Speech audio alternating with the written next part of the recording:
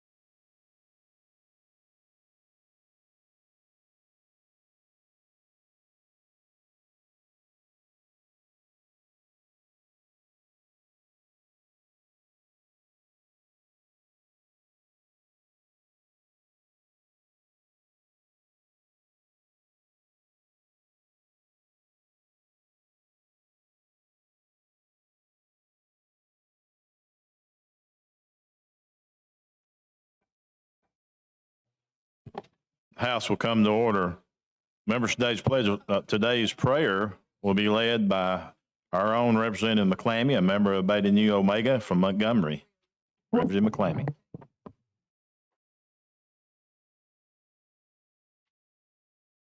Good morning. Let us pray. Heavenly Father, we come to you this morning in prayer. You alone are worthy of all the glory, honor, and praise. We thank you for strength, patience, and passion to make a positive difference in the world. Let us pray for stronger communities and collectively address issues affecting those who are the most vulnerable in our society. Let us pray for our leaders. Lord, may they understand and lead according to your righteousness standards and bring blessings to our state and to our country. Let us love one another as you love us. We know the greatest commandment in the book of Matthew, to love the Lord your God with all your heart, with all your soul, and with all your mind. The second is to love your neighbor as yourself. Lord, our hope is in you and in your word. that it will sustain us, guide us, and give us wisdom in the midst of all that is happening around us. Strengthen us with joyful hearts and sustain us to continue to inspire solutions that will give us a future filled with hope. In Jesus' name we pray. Amen. Amen. Members, our prayer today will be given by Pamela Hudson Pruitt of Eta Xi Omega from Tuscaloosa. We will now recite the pledge. Attention, salute, pledge. I pledge allegiance to the flag of the United States of America and to the republic for which it stands, one nation, under God, indivisible, with liberty and justice for all. Thank you. Clerk, call the roll. Mr. Speaker, Almond, Baker, Bedsole, Blackshear, Bolton, Boyd, Bracy, Brown, Butler, Carnes, Chestnut, Clark, Klaus, Cole, Collins, Colvin, Crawford, Daniels, Drummond, Dubose, Easterbrook, Ellis, England, Ensler, Estes, Faulkner, Fiddler, Fincher, Fort, Garrett, Gidley, Gavan, Gibbons, Gray, Hall, Hammett, Harbison, Harrison, Hassel, Hill, Hulk, Jones, Hollis, Hulsey, Hurst, Ingram, Jackson, Jones, Keel, Kirkland, Kitchens, Lamb, Lawrence, Lee, Lipscomb, Lomax, Lovern, Marcus, McCampbell, McClammy, Mooney, Moore M, Moore P, Morris, Oliver, Paramore, Pascal, Pettis, Plump, Pringle, Rafferty, Ream, Reynolds, Rigsby, Robbins, Robertson, Rogers, Sellers, Sells, Shaver, Shaw, Shed, Shiree, Simpson, Smith, Sorrells, South, Stodhagen, Standridge, Starnes, Stringer, Stubbs, Tillman, Travis, Treadaway, Underwood, Wadsworth, Warren, Whit, Wharton, Wilcox, Wood D, Wood R, Woods, Yarborough.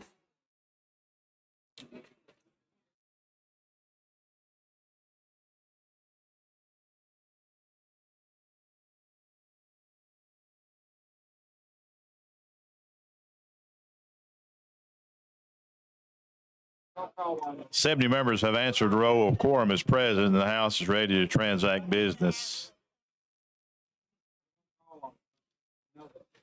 I'd like to recognize members of the Alpha Kappa Alpha Day in the House. First, I would like to recognize the following member, Representative Dr. Barbara Boyd, District 32, Iota Mu Omega. Representative Gwendolyn Gavan, District 60, Omicron Omega. Representative Rolanda Hollis, District 58, Alpha Psi Omega. And Representative Penny McClammy, District 76, Beta Nu Omega. Let's give them a big hand. Thank you for being with us. Thank you.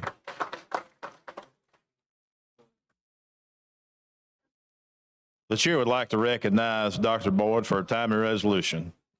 Dr. Boyd. Thank you so much, Mr. Speaker, for the recognition. All right. Thank you so much.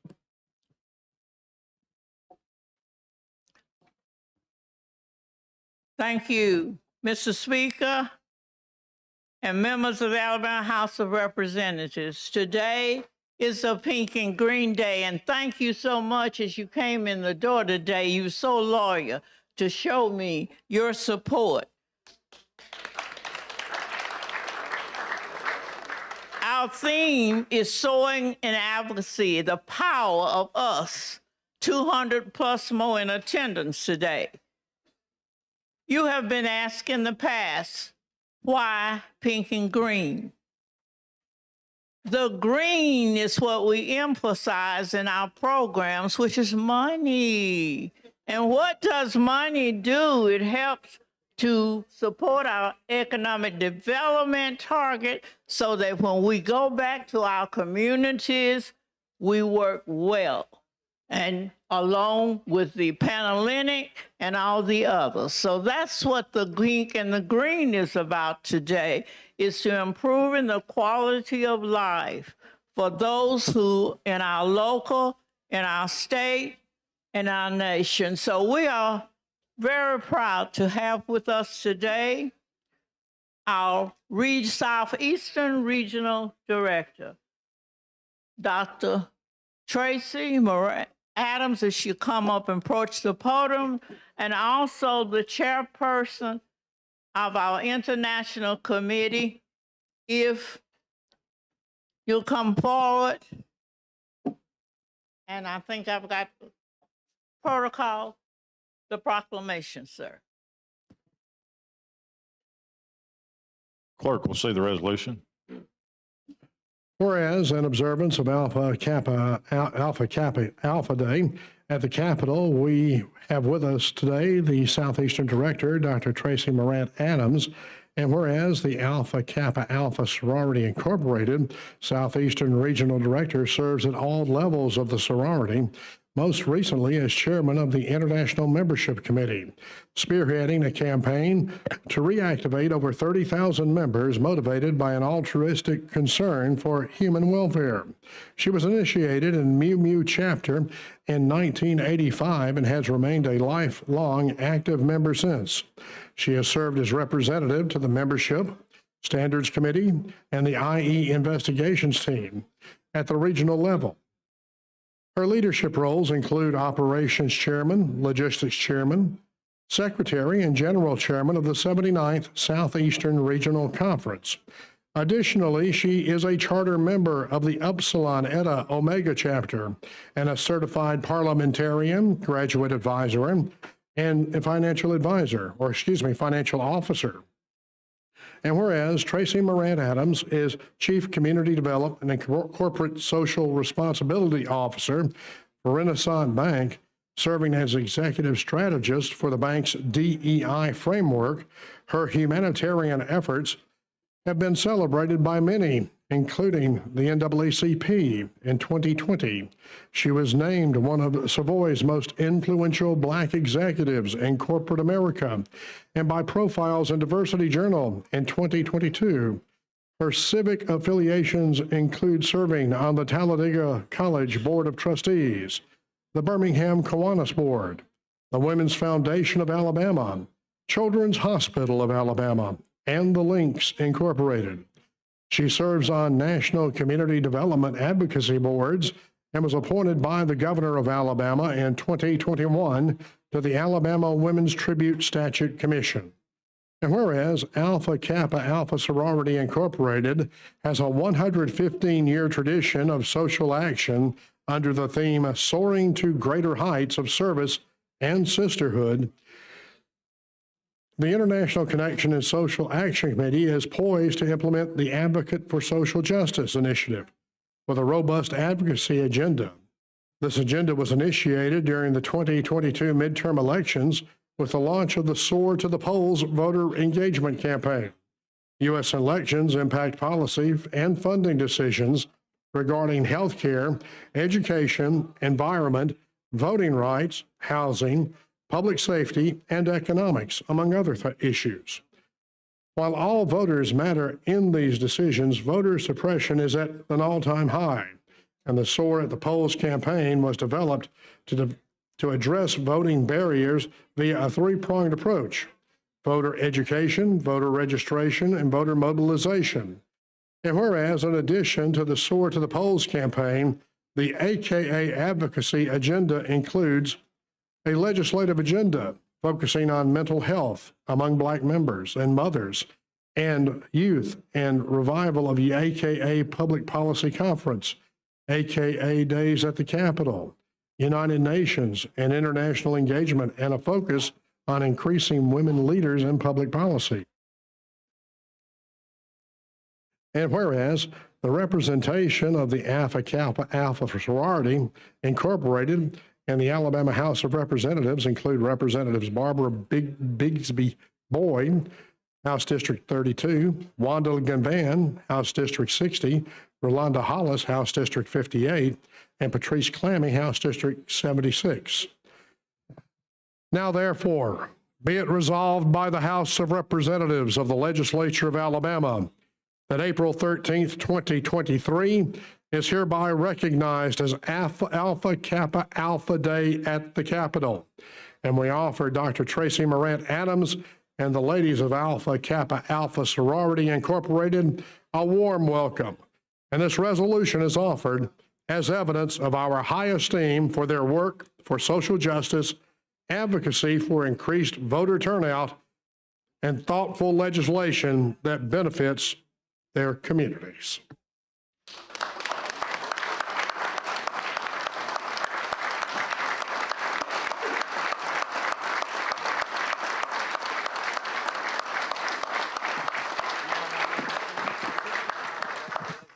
Thank you so much, Mr. Speaker and members of the House. Would you proceed? Let's not take any more pictures now. We must exit now and take them in room 200, please. Oh, I am sorry. Protocol sheet. Mr. Speaker, my regional director says she. Dr. Boyd, I recognize Dr. Tracy Moran Adams for a point of personal privilege. Thank you so very much, Mr. Speaker, and good morning. It is certainly on behalf of the almost 14,000 members of the Southeastern region of Alpha Kappa Alpha Sorority Incorporated that I greet you this morning. We thank you so very much for the honor that you have bestowed upon us. Alpha Kappa Alpha is committed to being the voice for those within our communities, and we thank you for your collaboration in helping us do just that. Thank you again, Ms. Representative Boyd, Representative Gavan, Representative McClammy, and Representative Hollis for your support and advocacy here in the state of Alabama. Have a great day.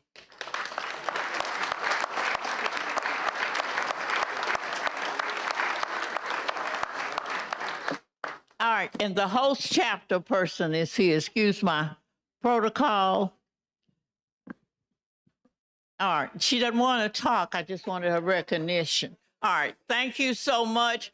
And again, thank you so much, Mr. Speaker and ladies and gentlemen of the House. And thank you all you gentlemen with these pink, oh, and so, all right, Sarah. Yes, great. Oh, good day. And please do not hesitate and hold us up. The Speaker, he's been most gracious. If you want additional pictures, room 200, please. Would you please exit the chamber as fast as you can? Thank you so much, Mr. Speaker. And Thank you, Dr. Boyd. I can see the teacher coming out in you.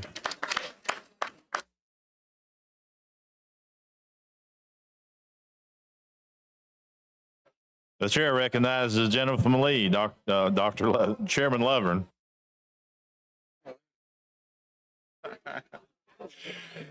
Thank you, Mr. Speaker. I request that leaves of absence be granted for absent members. Any objections? Hearing none, the absent members are excused. The chair further recognizes the gentleman from Lee, Chairman Lovern. Mr. Speaker, I have a report. House of Representatives, your Standing Committee on Rules begs leave to report that it has carefully examined the Journal of the House for the 9th legislative day and finds the same to be correct. Signed, Representative Joe Lovern, Chairman. Mr. Speaker, I move that the reading of the journal at length for the 9th legislative day be dispensed with. Are there any objections? Hearing no objections, the reading of the journal is dispensed. The chair recognizes the gentleman from Mobile, the Speaker Pro Tem, Mr. Pringle, for a purpose of making announcements. Thank you, Mr. Speaker. Ladies and gentlemen, we have 4 announcements today. Of course, we all know today is Alpha Kappa Alpha Day at the Capitol. Today is also Higher Ed Day, and lunch will be provided on the lawn of the Capitol. Please get with the clerk's office to update your information for the legislative directory. You need to update your information. And members, please remember to fill out your statement of economic interest on the Ethics Commission website by the 30th day of this month. Me to make my further announcement? Mr. Pringle, you're further recognized. Mr. Speaker, I move when we adjourn today, we leave the journal open to allow the clerk to complete his paperwork and that we reconvene on Tuesday, April the 18th at 1 p.m. All those in favor say aye. Any opposed? Motion passes. Clerk will now receive reports from standing committee as well as receive those throughout the day. The House now is in position to introduce bills and resolutions. The clerk will call the first bill on the Call the first uncontested local bill on the regular calendar. On page 26 of the calendar, House Bill number 32 by Representative Estes relating to Lamar County.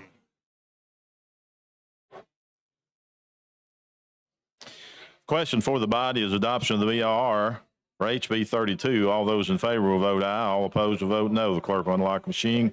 Members will vote.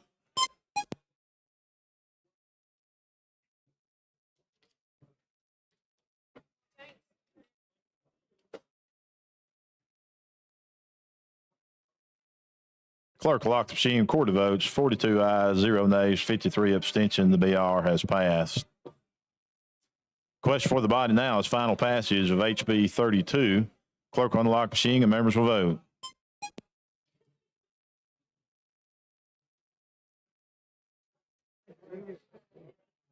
Clerk will lock the machine, record the votes, 11 ayes, 0 nays, 83 abstentions. HB 32 has passed. Clerk, call next bill. On page 26 of the calendar, House Bill number 33 by Representative Estes relating to Marion County.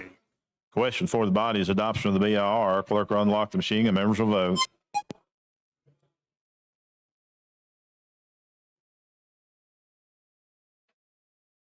Clerk will lock the machine. Record the votes. 45 ayes, 0 nays, 49 abstentions. The BR is passed. Members' question for the body is passage of HB 33. All those in favor will vote aye. Clerk will unlock the machine. Record the votes.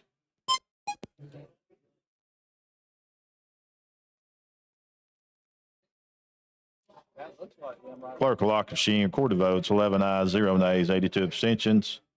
HB 33 has passed. Clerk, call up the next bill. On page 26 of the calendar, House Bill number 67 by Representative Kirkland relating to Jackson County. Representative Kirkland, you are recognized.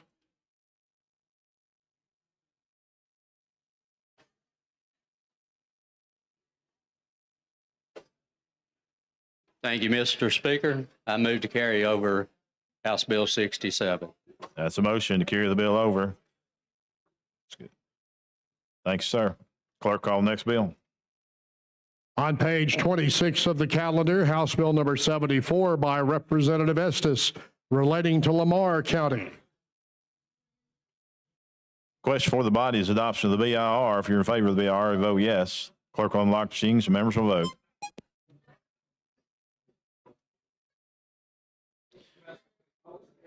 Clerk will lock the machines, record the vote. 46 ayes, 0 nays, 52 abstentions. HB 74 BIR is passed. Question for the body now is final passage of HB 74. Clerk will unlock the machine, record the votes.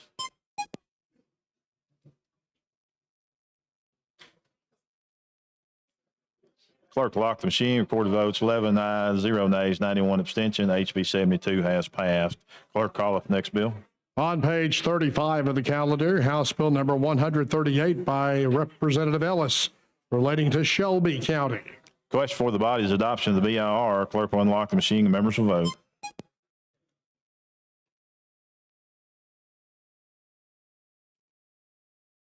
Clerk will lock the machine, record the votes. 50 ayes, 0 nays, 50 abstentions. The BR has passed. Question for the body is final passage of HB 138. Clerk unlock the machine, members will vote.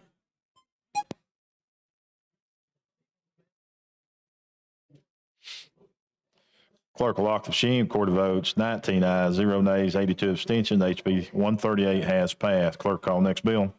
On page 35 of the calendar, House Bill number 139 by Representative Ellis relating to Shelby County. Questions passage of the BIR. Clerk will unlock the machine and members will vote.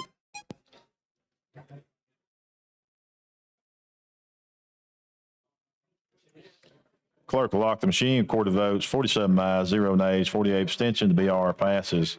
Question for the body is final passage of HB 139. Clerk will unlock the machine and members will vote.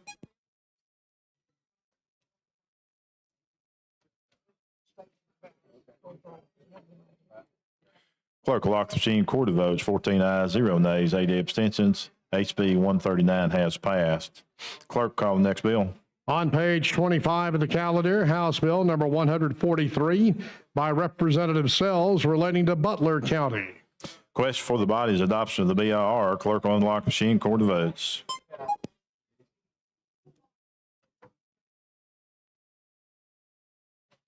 Clerk will lock the machine, record the votes. 50 ayes, 0 nays, 52 abstentions. BR passes. Question for the body is final passage of HB 143. Clerk will unlock machine and the members will vote.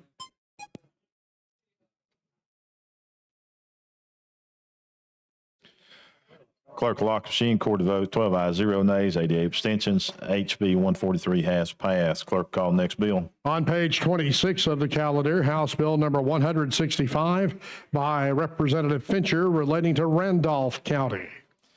Question for the body is adoption of the BIR. The clerk will unlock machine and the members will vote.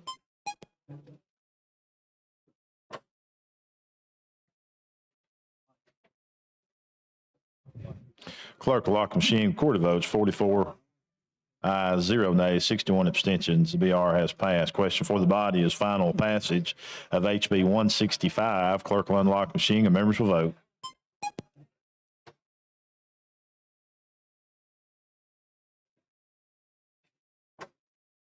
Clerk will lock the machine, record the vote. 7 ayes, 0 nays, 93 abstentions. HB 165 has passed. Clerk call next bill. On page 28 of the calendar, House Bill number 185 by Representative Woods, Representative Woods relating to Walker County. Question for the body is the adoption of the BIR. Clerk will unlock machine, record the votes.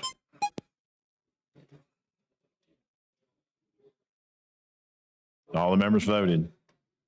43 ayes, 0 nays, 55 abstention. HB 185 has passed. Clerk recognizes the gentleman from Jefferson, Representative Rogers. Thank you, Mr. Speaker. These are local bills.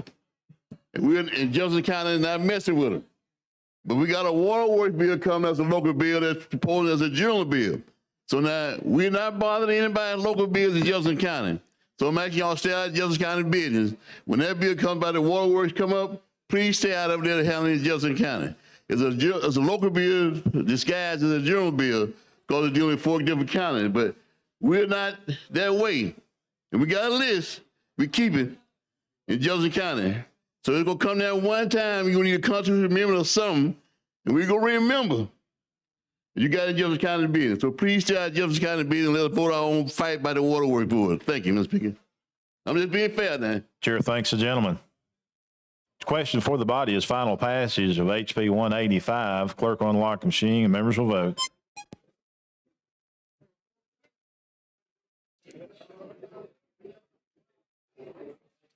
Clerk will lock the machine, record the vote. 7 ayes, 0 nays, 91 abstentions. HB 185 has passed. Clerk call next bill. On page 27 of the calendar, House Bill number 221 by Representative Shaver relating to Cherokee County. Question for the body is adoption of the BIR. Clerk will unlock the machine and members will vote.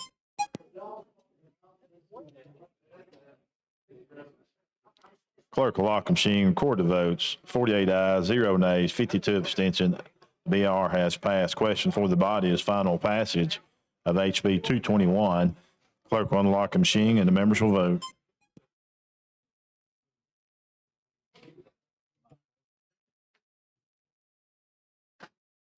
Clerk will lock the machine, record the vote. 7 ayes, 0 nays, 91 abstention. HB 221 has passed. Clerk call next bill. On page 27 of the calendar, House Bill number 223 by Representative Starnes relating to Autauga County. Question for the body is adoption of the BIR. Clerk will unlock the machine, record the votes.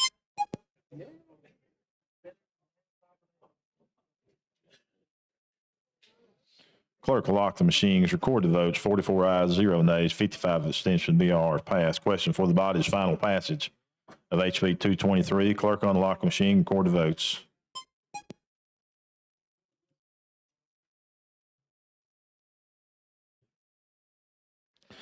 Clerk will lock the machine, record the votes. 9 ayes, 0 nays, 91 abstention. HB 223 has passed. Clerk call next bill. On page 35 of the calendar, House Bill number 231 by Representative Ellis relating to the city of Calera. Question for the body is adoption of the BIR. Clerk will unlock the machine and members will vote.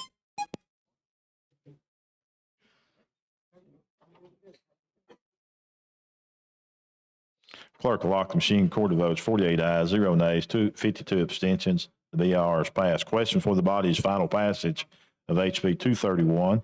Clerk will unlock the machine and report the votes.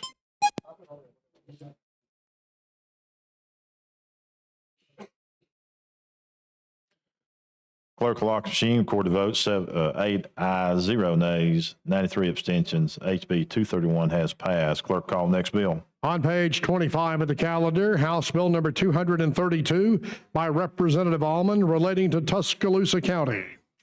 Question for the body is adoption of the BIR. Clerk will unlock the machine and members will vote.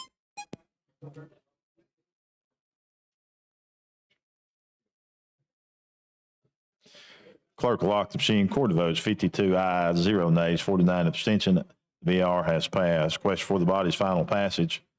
Clerk will unlock the machine and members will vote.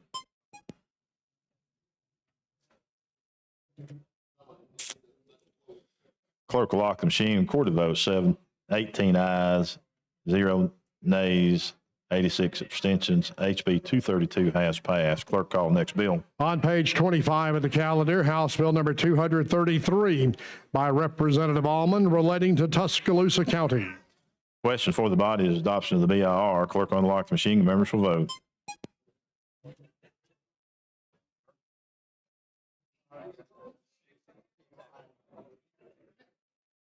Clerk will lock the machine. Record the votes. 47 ayes, 0 nays, 56 abstentions.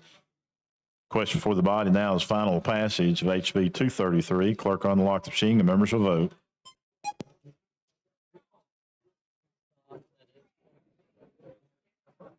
Clerk will lock the machine. Record the votes. 17 ayes, 0 nays, 83 abstentions. HB 233 has passed. Clerk, call next bill. On page 27 of the calendar, House Bill number 245 by Representative Standridge relating to Blount County. Question for the body is passage of the BIR. Clerk will unlock the machine and members will vote.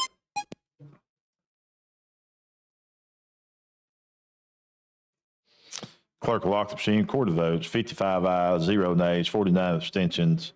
The BIR is passed. Question now for the body's final passage of HB 245. Clerk will unlock the machine and members will vote.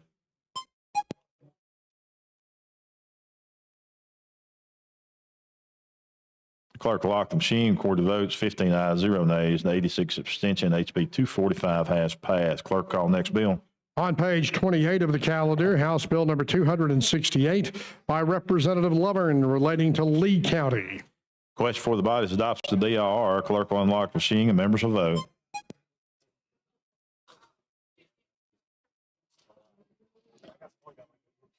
Clerk will lock the machine. Record the vote. 63 ayes, 0 nays, 35 abstentions. BR is passed. Question for the body's final passage of HB 268. Clerk will unlock the machine and members will vote.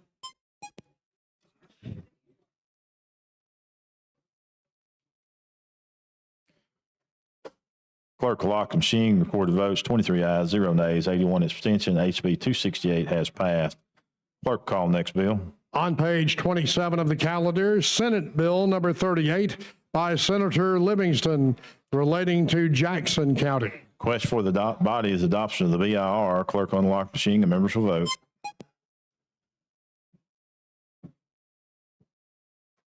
Clerk will lock the machine. Record the votes. 56 ayes, 0 nays, 44 abstentions. BIR passes. Question for the body final passage at SB at 38. Clerk will unlock the machines. Members will vote.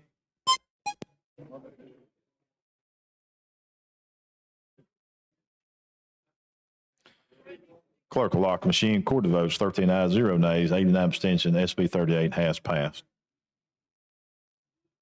Clerk, call next bill.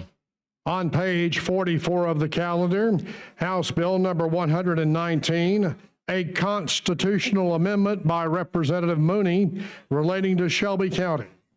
Chair recognizes Representative Mooney. Thank you, Mr. Speaker. Appreciate it. This is a local constitutional amendment. Years ago, when our county was putting a bill in, we eliminated or prohibited our county commissioners from being able to participate in the retirement systems of Alabama. This is unanimously supported by our county commission and our state legislative delegation in both the House and the Senate to change that to allow our county commissioners to participate in retirement systems. And if they are serving currently in the county commission, they can do that, or anyone in the future. The current commissioners can purchase past time by paying into retirement systems additional funds. Thank you, sir. I move passage. BIR, passage of the BIR. Chair thanks the gentleman for the explanation. The question for the body is passage of the BIR. Chair recognizes the lady from Jefferson, Representative Gavan.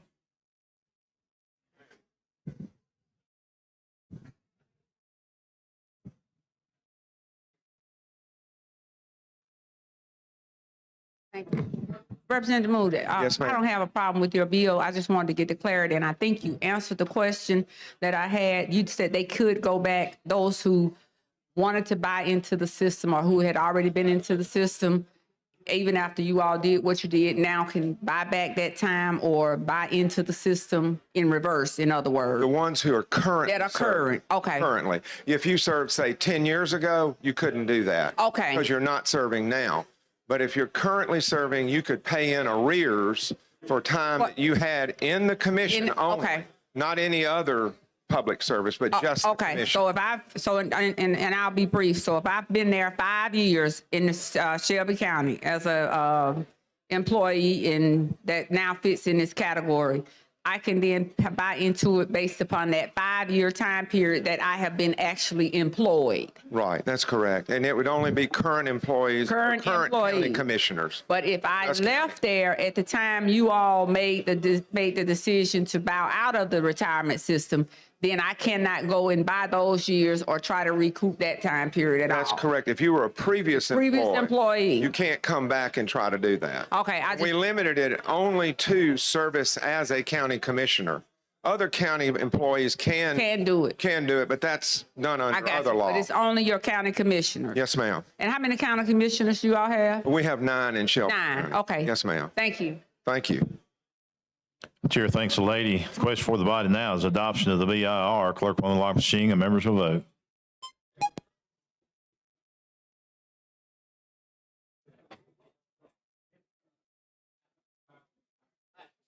Clerk lock machine, record the vote. Lord.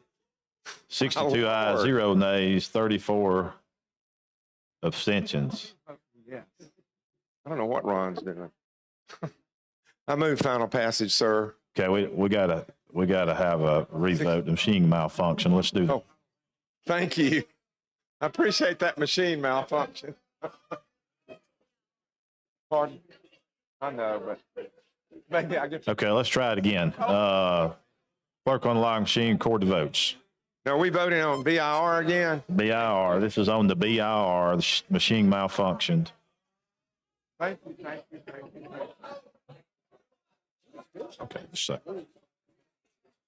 Clerk lock machine, record the votes. 68 ayes, 0 nays, 22 abstentions. BIR is passed. The chair recognizes the lady from Jefferson, Representative Gavan.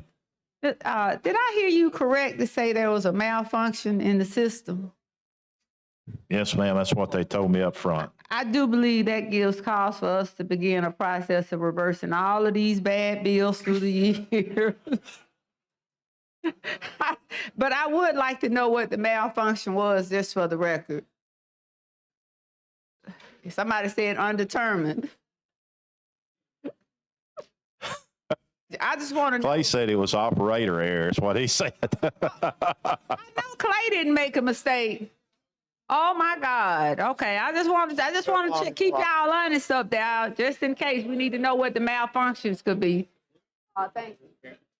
Chair thanks the lady. Question for the body now is passage of HB 119. Clerk will unlock the machine. Record. Please vote me yes.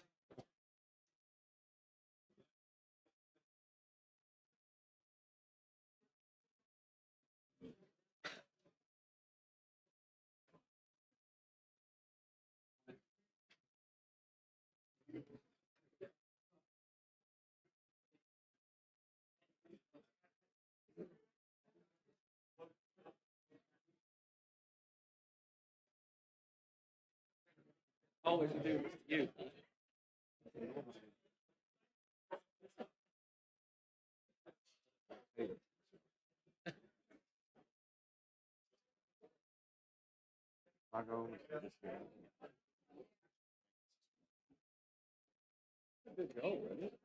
I try to approach it that way. You know what I mean? Hope you're doing well. Doing as well as can be expected.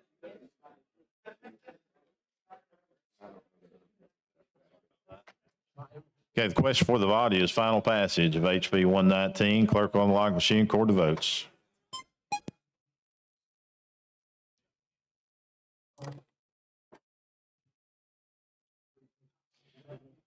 It's requiring 63 votes, a constitutional amendment. Clerk will lock machine, record the vote, 68 ayes, 0 nays, 33 abstention. 119 is passed. Thank you. Thank you, ladies and gentlemen of the House. Appreciate it.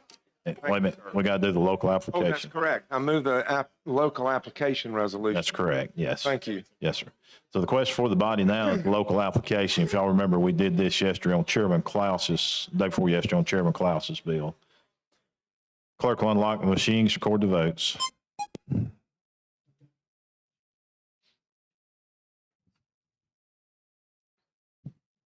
Clerk will lock the machine, record the vote, 68 ayes, 0 nays, 35 abstentions. HB 119 has passed. Thank you, sir. Chair, Again, thanks, thank gentlemen. you, ladies and gentlemen of the House.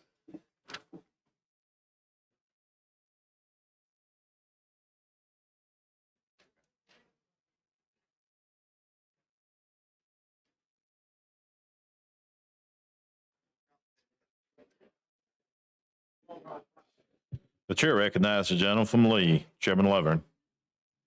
Thank you, Mr. Speaker. I have a resolution. Clerk will see the resolution. House Resolution number 78 by the Rules Committee, the special order calendar. Chairman Lovern, you are recognized. Move for adoption. Members' question for the body is adoption of the special order calendar. All those in favor say aye. Any opposed, no.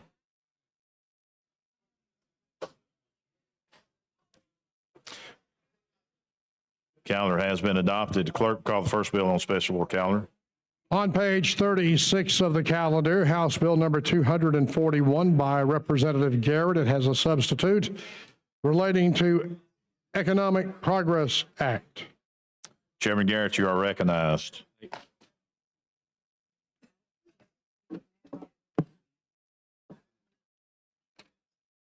Thank you, Mr. Speaker, for the recognition. Alabama has had tremendous success in the past several years attracting industry to our state. You can look all across the state and see the number of industries and businesses that are here. The Alabama Jobs Act has been the ultimate economic driver and tool used for these platform incentives, for these incentives. It's helped generate long-term economic growth for Alabama. Since it was passed in 2015, it has helped the state attract, as Governor Ivey would say, over $22 billion with the B dollars of a capital investment and 40,000 new jobs. The act has specifically focused on rural communities, attracting 50 projects with $3.5 billion in investment and almost 6,000 jobs. Just last year, there were 10 projects in rural communities that are estimated to bring $1 billion in revenue and 1,100 jobs. The wages paid under the Jobs Act, businesses that have come here have been higher than the median wages in Alabama. In fact, they're projected to be 31% higher than the average median wage. Growing Alabama, which is another successful incentive program, has helped develop sites that are already owned by existing industries and to develop those businesses for future expansion. 25% of that credit is reserved for targeted rural communities. But both the Jobs Act and the Growing Alabama credit expire this year. It's very critical that we renew this in order to keep track with what's going on around the country. 8 years is a long time in the economic development world. And in the past 8 years, the world has changed. Economic incentives have been changed. What other states are doing are changed. It's imperative that we step up and follow the governor's lead in implementing what we're calling the game plan, which are 4 bills designed to drive Alabama's economic development in the future.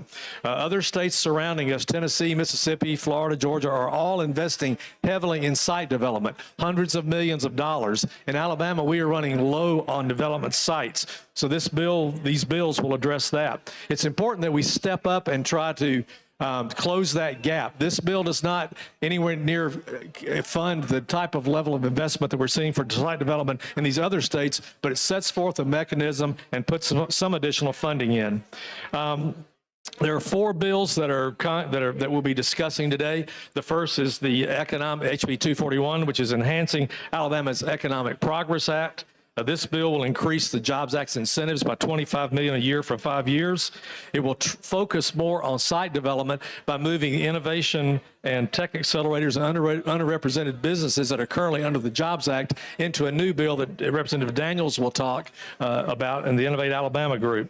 It also adds renewable energy as an eligible project to recognize the demand for clean energy and new energy developments. It also funds additional funding for site development. Again, we're running low on these sites, increases that funding from $20 million to $35 million. It also expands the period that tax credits can be sold, which will provide for more economic incentives. It also adds some tourism incentives that are very important to us going forward. Last year, the body created the Joint Commission on Tax Incentives, which met for the past year under the direction of the Lieutenant Governor. They recommended the renewal of both of these, the Jobs Act and the Growing Alabama Credit. So with that overview, Mr. Speaker, I would ask for the BIR.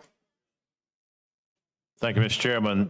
I'd like to recognize a couple people in the gallery first. We have Catherine Wahlberger, the interim president of Athens State University. Let's give her a big hand for being with us today. As well as the Alabama Court appointed special guest to Representative Reed Ingram, and the Leadership Sylacauga Chamber of Commerce, Ben Robertson and Steve Hurst. Yes, let's give them a big hand too. One more, we have the Alabama CASAS Network, and it's the guest of the entire body. The chair recognizes the lady from Jefferson, Jefferson, Representative Cavan. Okay, thank you. Be the first person speaking on BR.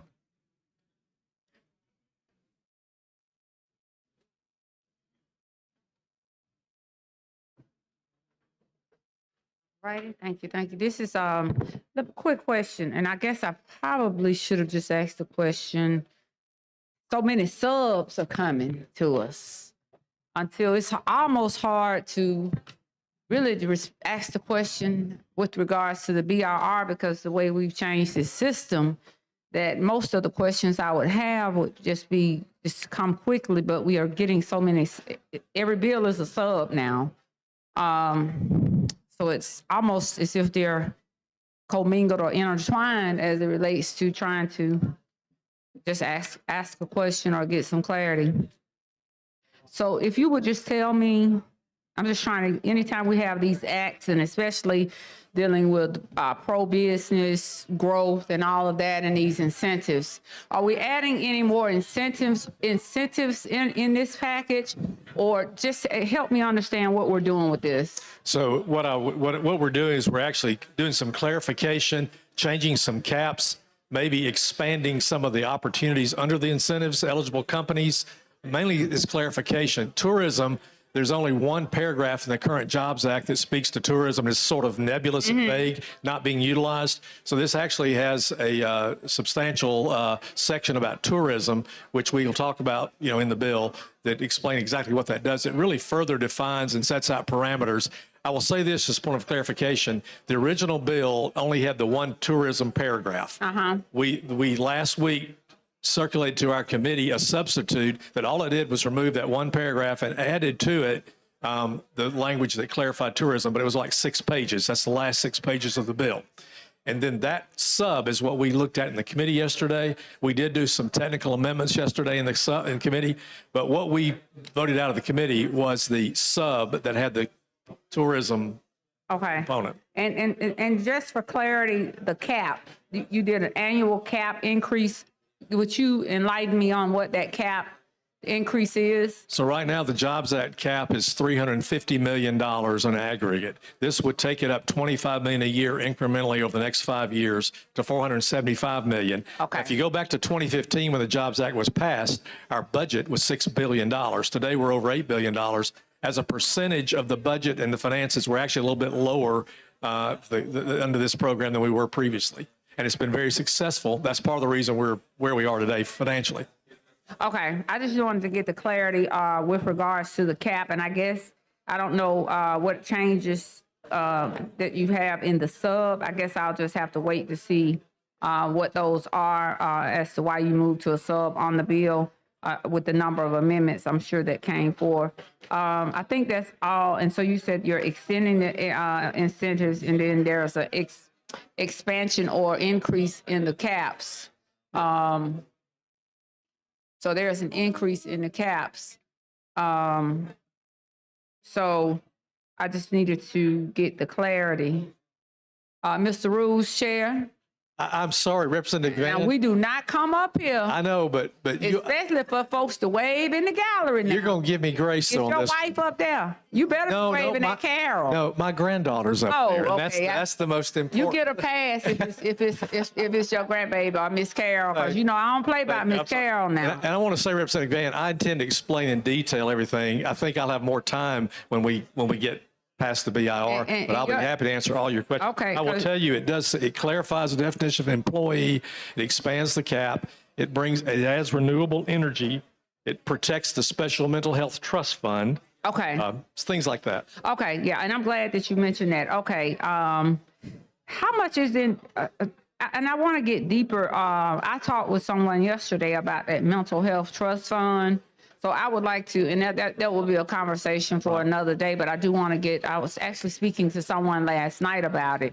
But I do want us to begin to better explain exactly what that means and how that correlates to legislation that we pass or legislation such as this. This Now- bill actually adds a layer of protection for that Special Mental Health Trust Fund. Okay, good. And as I get ready to leave, so now you were waving at your little grandbaby up there, and now is this grandbaby, is it Papa G? This is Papa G. I've got two granddaughters. That's Carrie there, and then the little baby is I don't Ella. want you being in violation of the rules. Papa 'cause, G. You know, we're not supposed to speak up in the gallery now. Well, I'm not, okay. But I want to keep you, but so now the grandbaby calls you Papa G. That's right. So I guess the question then, with the grands approve of Papa G bringing this piece of legislation?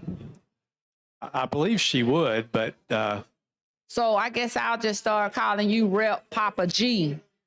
well, the other day I was introduced at an event as Papa G, and I said the problem is Papa G at home. Papa G doesn't say no. Down Well, here, that's- Papa G's got to say Well, no we sometimes.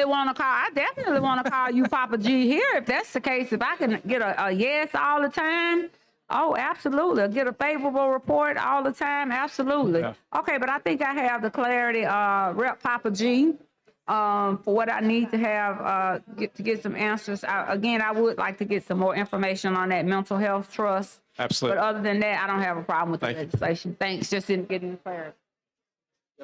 Chair thanks the lady. The chair recognizes the lady from Madison, Representative Hall. The question for the body now is passage of the BIR. Clerk will unlock machine and members will vote.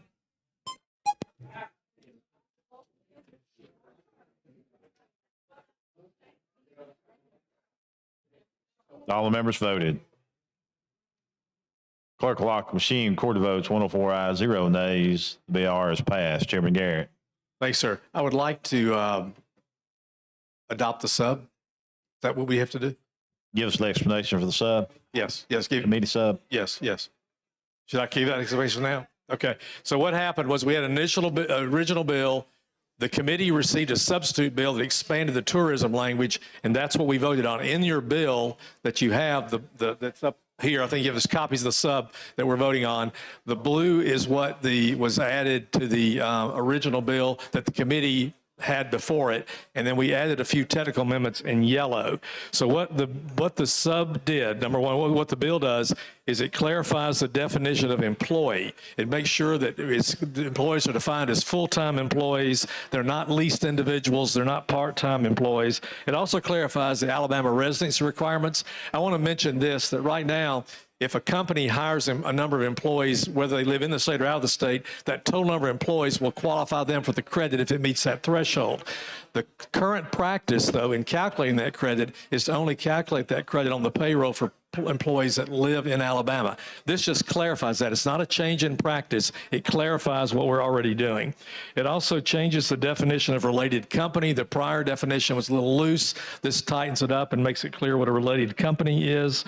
It adds renewable energy generation as an eligible category. This is recognition of the emerging demand for renewable energy and clean energy. It also modifies, again, the tourism language, which adds to the end of the bill language that sets forth parameters, numbers, time periods, details regarding what it requires to receive a tourism credit. It also changes the form of the jobs credit. Currently, the jobs credit can be claimed as a tax credit against utility tax or as a refund. And in practice, very few people, if anyone, take the tax credit. So this bill would say the jobs credit, the jobs portion of this would be a refundable credit, which would be a check, not a tax credit. It's an option right now, but going forward, it will be every company that qualifies will receive a check. And then the investment tax credit, though, that's under the Jobs Act, will continue to be a credit as it is now against several taxes. It adds language to clarify that no credit or refund will impact the Special Mental Health Trust Fund, which is how we fund the Department of Mental Health. Right now, 2.2% of gross receipts tax paid by utilities and consumers go, 85% of those numbers go into the Special Mental Health Trust Fund. Some of these tax credits are applied against those taxes that feed that trust fund. This just makes sure that that trust fund balance is not impacted by these tax credits. And if they're that those tax credits that would be applied that would affect that would be coming from unencumbered state funds. So that just protects the balance in the Special Mental Health Trust Fund. It also streamlines and clarifies the language regarding the period that credits can be claimed. You can, if you qualify for credit, these are again pay-as-you-go credits, you can claim that credit or utilize that credit over a 10-year period. It reduces the transferability period for computing credits can be sold. Right now, as part of these tax credit, on a growing Alabama, you can take 3 years worth of tax credits and sell those. This would allow you to take 5 years worth of tax credit and sell those. This again increases the amount of that can be monetized, will help in site development, and makes us more competitive with what other states are doing. It also increases the cap incrementally from the Jobs Act from $350 million aggregate to $475 million in a $25 million increase year over year. We also added an amendment at the committee to incrementally take that Growing Alabama credit from 20 to 35 over a 5-year period as well. The original bill just went from 25 to 35. We're growing that in the same portion, $3 million a year over 5 years. It also changed the cap on the tourism credit. The tourism credit, as originally presented, was a $20 million cap. We've actually reduced that to $10 million in committee. And then the final thing were a few technical amendments that were typos and just some wording clarifications. So, Mr. Speaker, that's the explanation of the sub. I'd be happy to answer your questions. Chairman Garrett's explained the substitute, the committee sub. The question for the body now is adoption of the committee sub. The chair recognizes the lady from Madison, Representative Hall.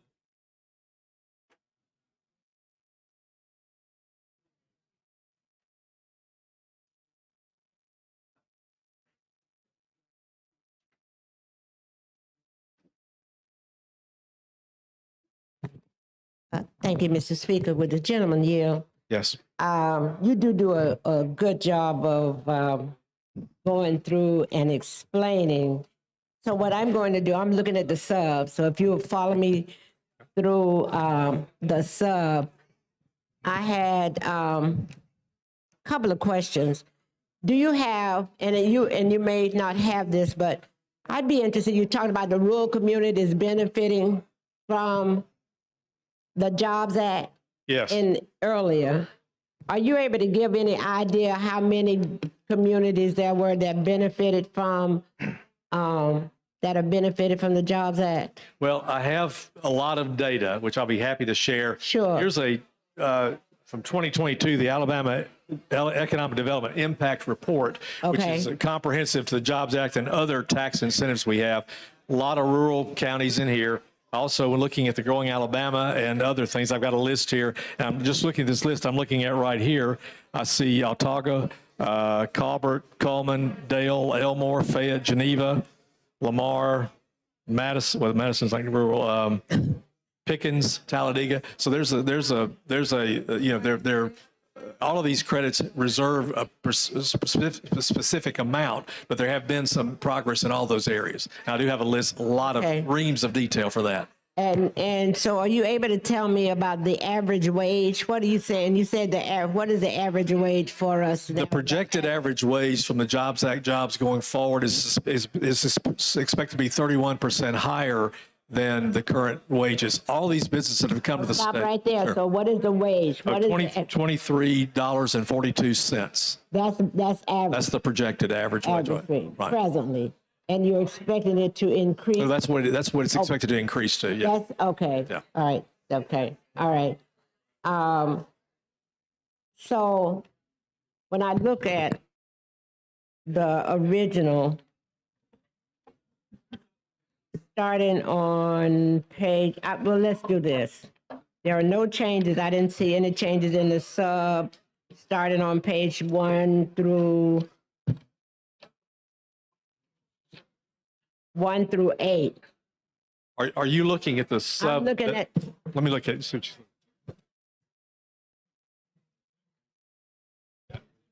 right, okay. Yes, on page So, 1, if- page 1, the word incrementally And is so due that's from the technical. That's the technical. That's technical, All right. All right, so when it's technical, I noticed if it's technical and it's new, it has the black, right, I'm trying to adjust to this new change. Yeah, I understand. It's in the black, Well, I think, but no, I think the way to read this, if it's in black, but see, you don't have a colored copy, do you?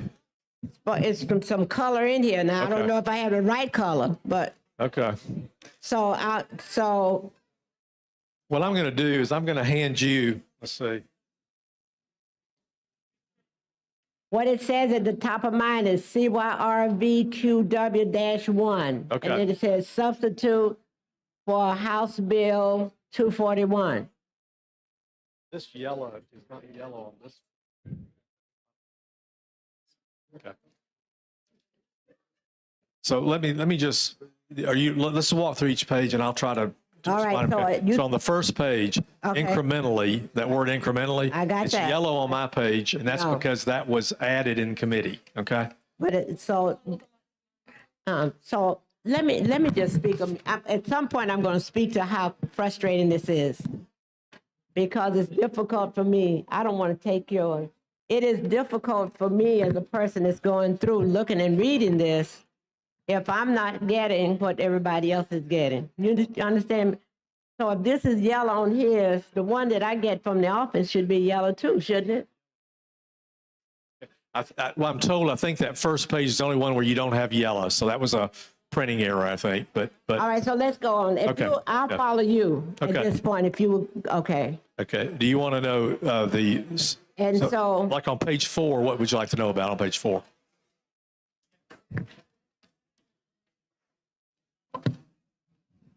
so on page 4, you have a lot of strike-throughs on page 4. So this is where we changed the definition of eligible employees to clarify these are full-time employees and they're not leased or part-time employees. I got that. So that's in black on mine, okay? Right. And then you had the letter or that's underlined. I guess that's a technical for you. On Yes, it's line a technical. 108, Right. and at 109, you had and, okay. Those are all technical amendments. So we On can that go, all of that's technical on page 5. Right. Page 6 is technical.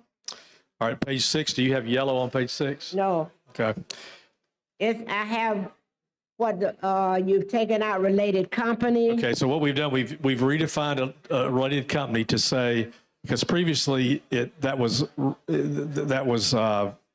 Any company. it was any company under common ownership. It was a loose definition. So we define related companies, any entity that owns or is owned directly or through one or more entities of 50% or greater interest in the capital or profits of another. Now, you see I skipped the word owned, which is in past tense. Sure. There's a floor amendment that's coming to take that word out because that was a double, they typed that word twice. So we're gonna have a floor amendment to take out that first owned because it's redundant. All right. So, and then you're at number 15 is new information. Renewable energy is a new category that was added, energy derived from biomass, geothermal, hydrogen, hydropower, marine energy, solar, or wind. And so I go to page 7, I see new information starting at line 187 through 196. That's further clarifying the renewable energy. That's right. I go all the way at the top of page 8. It continues and it's in purple or light blue. I don't know what happened there. Right. So it's still the change. That's renewable energy definitions. That's right. All right, at the bottom, you remove that section, lines 213 to 223, which deals with commercial enterprise. That's the one paragraph related to tourism that I've mentioned. So all we said in the past about tourism, there's a tourism credit, but all it was said was what was in that paragraph. So we've stricken that paragraph, and at the back of the bill, we've added about 7 pages to basically further describe that tourism credit. And so when I go on over to page 10, I look at those as technical because you've removed some language and you put in renewable energy generation, okay? Right. On page 11, I look at that as technical because it indicates a benefit of it says benefit of employees, and you struck eligible. Well, that's because we read it, the previous definition of employee was an eligible employee, defined eligible employee. We've now taken that eligible employee out, just defined employee, and put the Alabama residency requirement in there as well.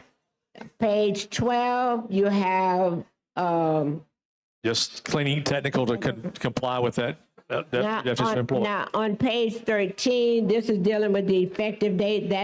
You consider that technical too? Yes, yes. On page 14 and 15, you consider, 14, that is considered technical as well? Except for the language where we say by using any unencumbered funds, that's a key phrase important to protecting the Special Mental Health Trust Fund. So what that paragraph says in its entirety is the Department of Finance shall adopt rules to ensure that the credit in no case would reduce the distribution for the Alabama Special Mental Health Trust Fund by using any unencumbered funds. And that's basically saying, previously just said, well, okay, it just said you can't affect it, but we didn't say, what do you do? This just says you got to use unencumbered funds to fill that hole. On page 15, the incentive period, you're indicating that that statement shall not exceed 10 years at the top of the page.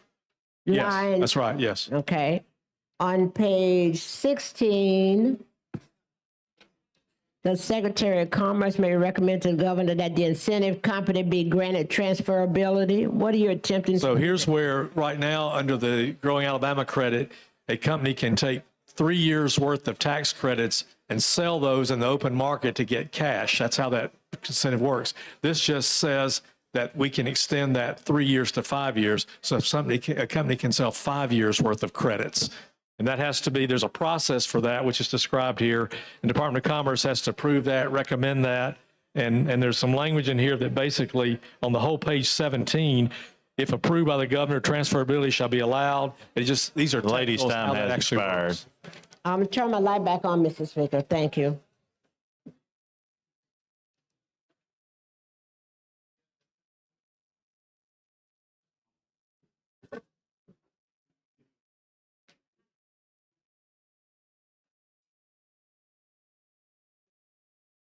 The question for the body is adoption of the committee sub. If you're in favor of the sub, you vote aye. Opposed, no. Clerk will unlock machine and members will vote.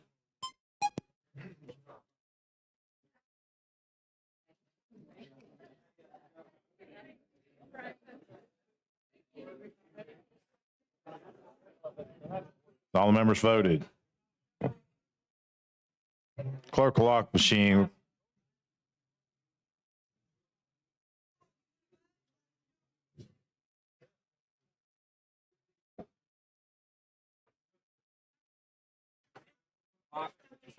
Clerk lock machine, recorded votes, 103 ayes, 0 nays.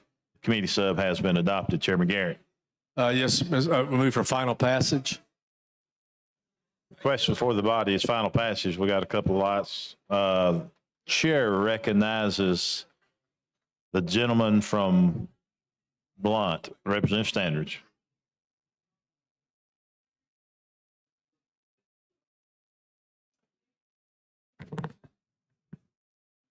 Thank you, Mr. Speaker, for the recognition.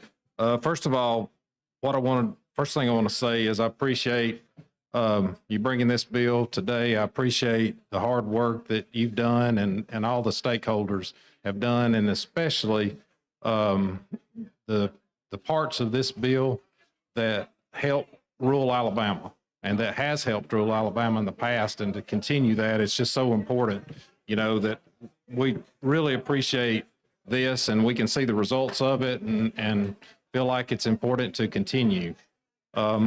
As we've looked at the legislation and population increases in the state over the last few years, we wanted to look at this specific area called the targeted areas that's identified in the bill. And could you kind of explain a little bit what a targeted area is? So, as you know, every time we have bills, we try to focus on the rural areas, and depending upon the bill and the purpose of the bill and the focus of the bill, rural areas are defined in bills sometimes as communities that are less than 25,000, counties that are less than 25,000. Sometimes it's less than 50,000. And 50,000 tends to be the measure for a lot of these economic development incentives. That was what was in the bill in 2015. So it's been defined that we've used the 50,000 county population in these incentive bills. Okay. And that's what I wanted to come and talk about today. And I, first of all, appreciate you and the other people working with me through this issue that we're talking about today. And because of the growth of the state and the population changes, I would like to offer an amendment. Sure. Thank you. Clerk, proceed the amendment. Amendment to House Bill number 241 by Representative Standridge. Representative Standridge, explain the amendment. Yes. The first part of the amendment is a technical part that was a typo in the sub, and it's on page 6, line 154, and it's to delete owned. It would delete the word owned. So that's a technical amendment. The second part of the amendment on page 20, line 560, strike 50,000 and insert 60,000. So it would be raising the number from 50,000 to 60,000 for a targeted area. All right. So thank you for bringing the amendment. Thank you for discussing it with me in advance. The technical amendment is what I referred to Ms. Hall earlier about that deleting owned, which was redundant. That's acceptable. Page 20, line 560, striking 50,000 and making it 60,000. We had a lot of discussion about this yesterday. I understand this is an important position for the Rural Caucus. We spoke with the Speaker. I spoke with the Director of Commerce about this change. Also spoke with Senator Reed, Pro Tem, who's carrying the bill in the Senate. Also spoke with Senator Orr, and based upon the numbers that we saw, which are using Department of Labor statistics, we are comfortable that changing that 60 will keep the spirit of the bill intact. And so I would consider this a friendly amendment. And after discussing with all those parties, this would be acceptable to me. You've heard the explanation from the sponsor and from Chairman Garrett. If you want to speak on this amendment, leave your light on. If you don't, turn it off. This is just on the amendment, speaking on the amendment.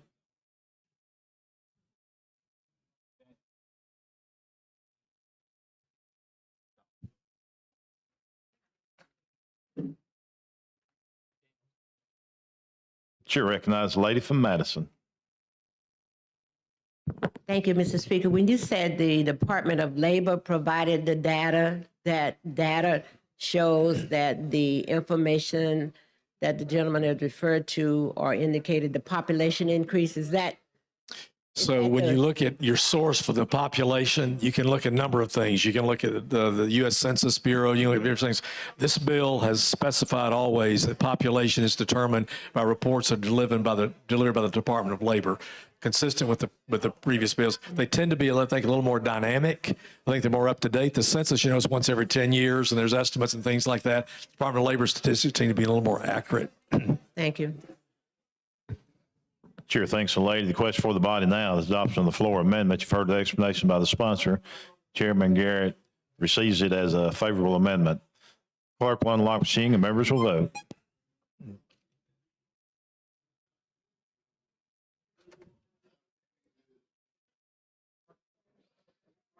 Clerk will lock the machine, record the vote, 102 ayes, 0 nays, 1 abstention. Floor amendment has passed. Chairman Garrett. Thank you so much. Thank you, Mr. Speaker. Move for final passage. Chair recognizes the gentleman from Madison, Leader Daniels.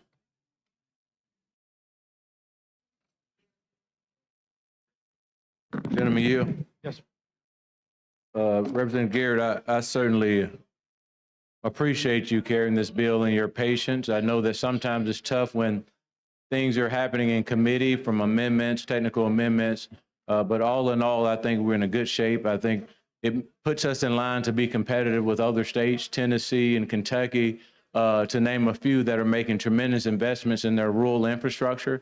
And so it keeps us, Alabama, on the path, the trajectory that we're currently on, building on the successes and focusing on areas that we deem as areas that we've not necessarily done as well in, which is in some of our rural areas, to be exact.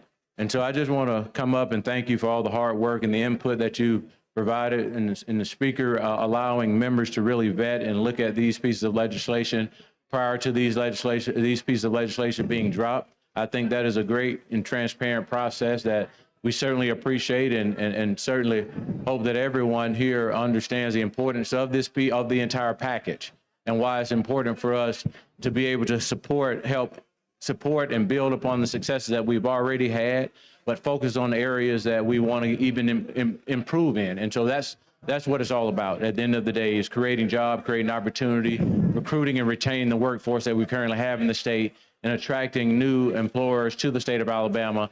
And I think that this puts us in the best position that we've been in a long time, and certainly support your efforts, the efforts of all members that's in this body, and those that have been here for some time that started in the beginning of supporting these incentive packages. But we've been able to see data of success across the state of Alabama, whether it's expansions, attracting new industry, but also making us more competitive in the automotive industry. We're number 2 in automotive, and so we're working hard to be number 1. And I think this puts us on the path to be able to do that, among other things as it relates to small business that we'll talk about later. And so I just want to thank you for this, and thank the members for their patience and understanding, and we certainly support you. Well, thank you, Mr. Leader, and thank you for your efforts on this entire package. We look forward to supporting your bill later this morning. Thank you. Thank you.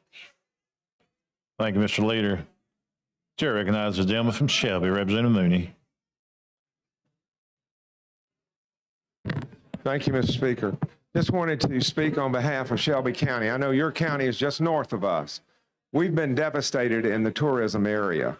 We've got thousands and thousands of employees, not as many as your county in Jefferson, but significantly local ownership in my county was devastated through the COVID process with the loss of restaurant income, hotel income, and ancillary services that went with them. So on behalf of my county, we are delighted. We've been in touch with tourism here, trying to work with them, and when we understood this was coming, we were very thankful for the opportunity to see it happen, to hopefully help generate and move it up. I mean, everything Representative Daniel said is obviously true, so thank you, Danny, very much. Thank you, appreciate it. Chair recognizes the gentleman from Jefferson, Representative Rogers. Oh, I know you mentioned not about the cost. I know that. How much is it going to cost? What's the cost factor in it? I'm sorry? The cost factor. Well, the cap is $475 million ultimately, aggregately. So that's the impact over time to the Education Trust Fund.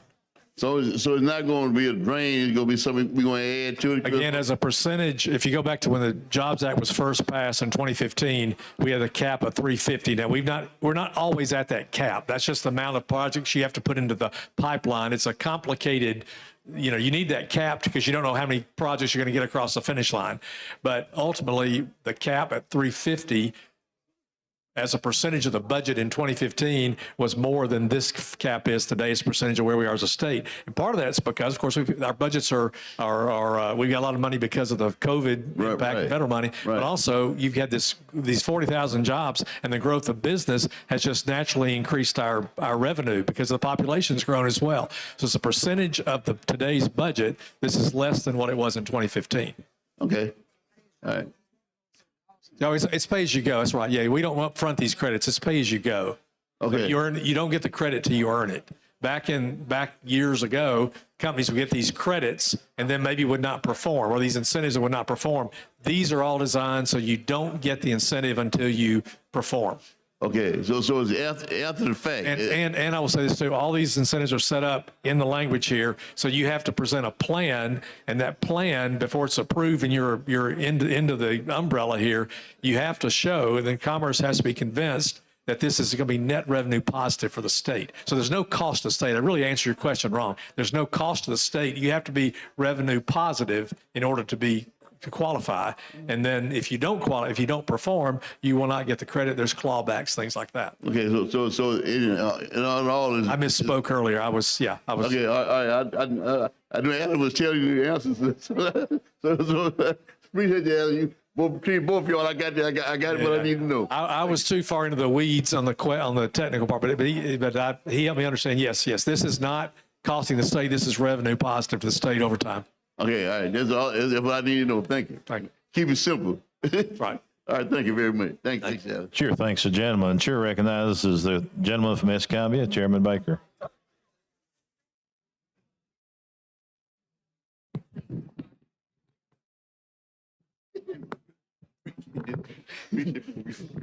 Thank you for the recognition, Mr. Speaker.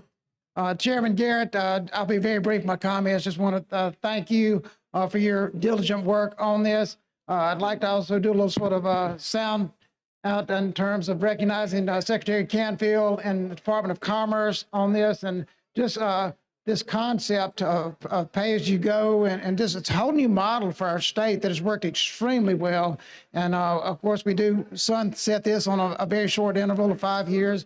Allows us to be able to sort of retweak and retool as we need accordingly to stay up to par with our I guess, competitive incentive package that we have here. But once again, very excited for this.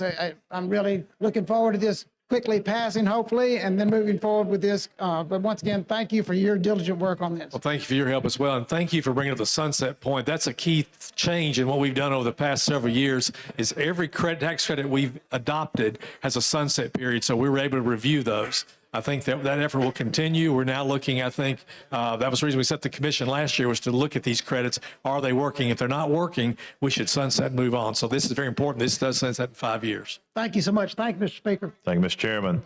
Chair would like to recognize Manatee County Sheriff Phil Sims, John Young, and Josh Gaskin, guest of Representative Cobb and then Kitchen, as well as like to recognize leadership of Tauga County. Starnes, Lawrence, and Smith. Let's give these people a big hand. Thank you for being with us here today.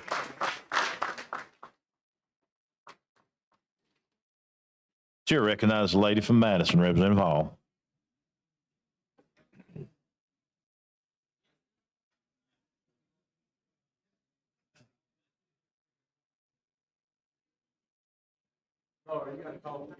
Thank I've had an opportunity to read most of it. But so was there did you all have any conversation at all about the film industry and how that was? We did not. No.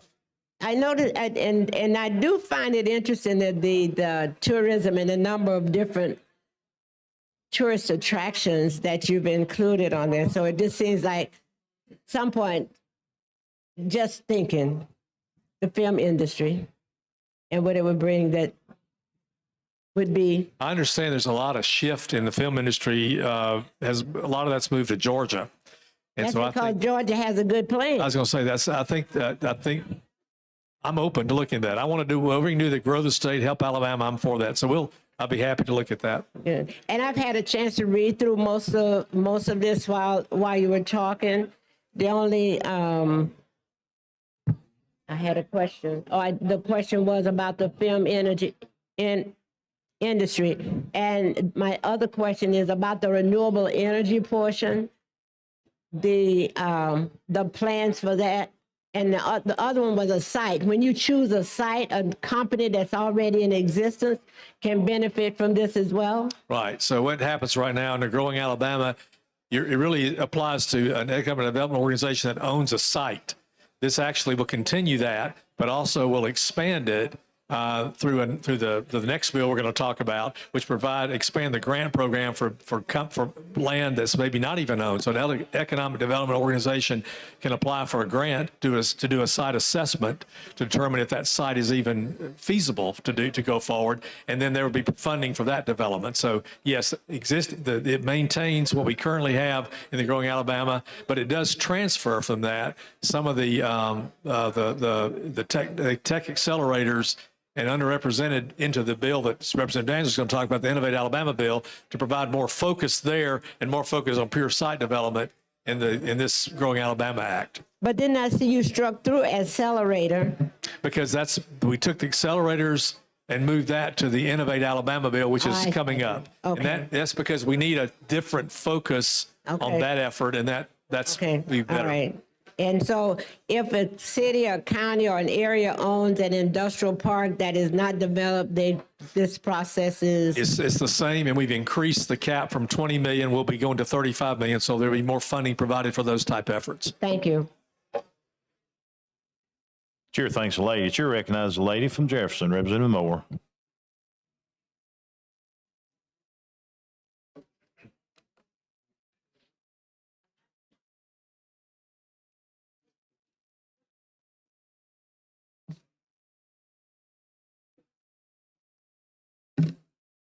Thank you, Mr. Speaker.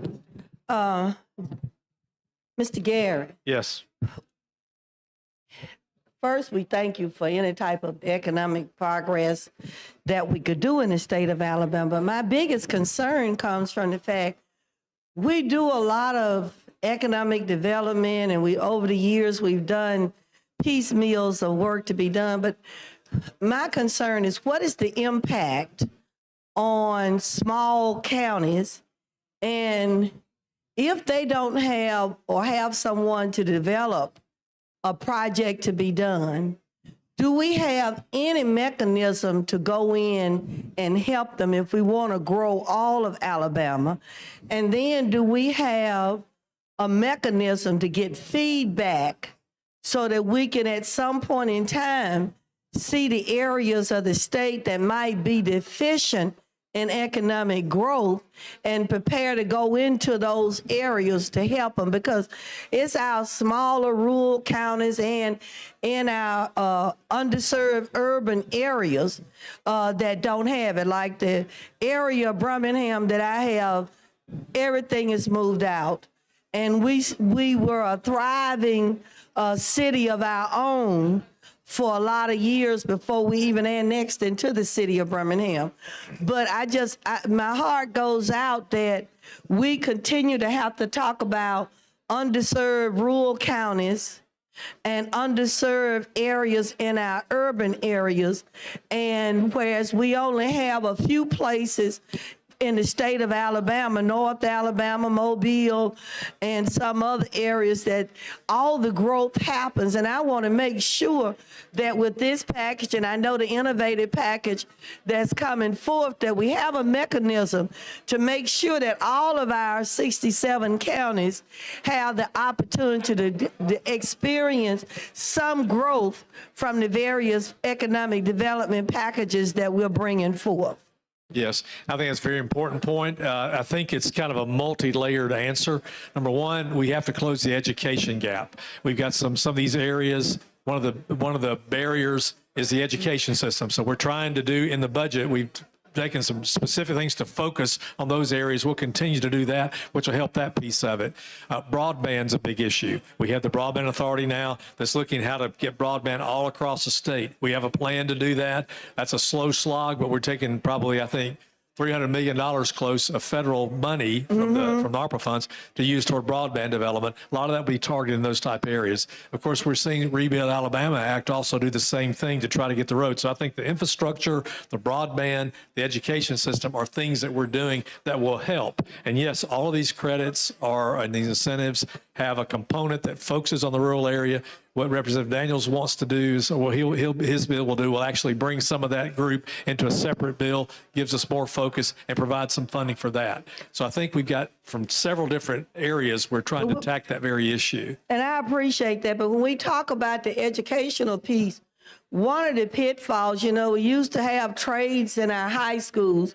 And I think that in the areas that most need it, and the people can't even afford to go to the closest junior college, that everywhere we've got a high school, and I said this year in and year out, that we ought to set up some of our high schools to go back to teach the trades during school hours for our students, after hours for our adults that need to be retooled, because during the Reagan era, when he moved most of our manufacturing companies, our clothing manufacturers that used to be all over the state of Alabama, when they went to China, he promised to retool those people. But those generations have gone on, retired, and still in those areas where we used to have clothing manufacturers and other businesses that went to China, we've never gone back into those counties to make sure we have a process to retool.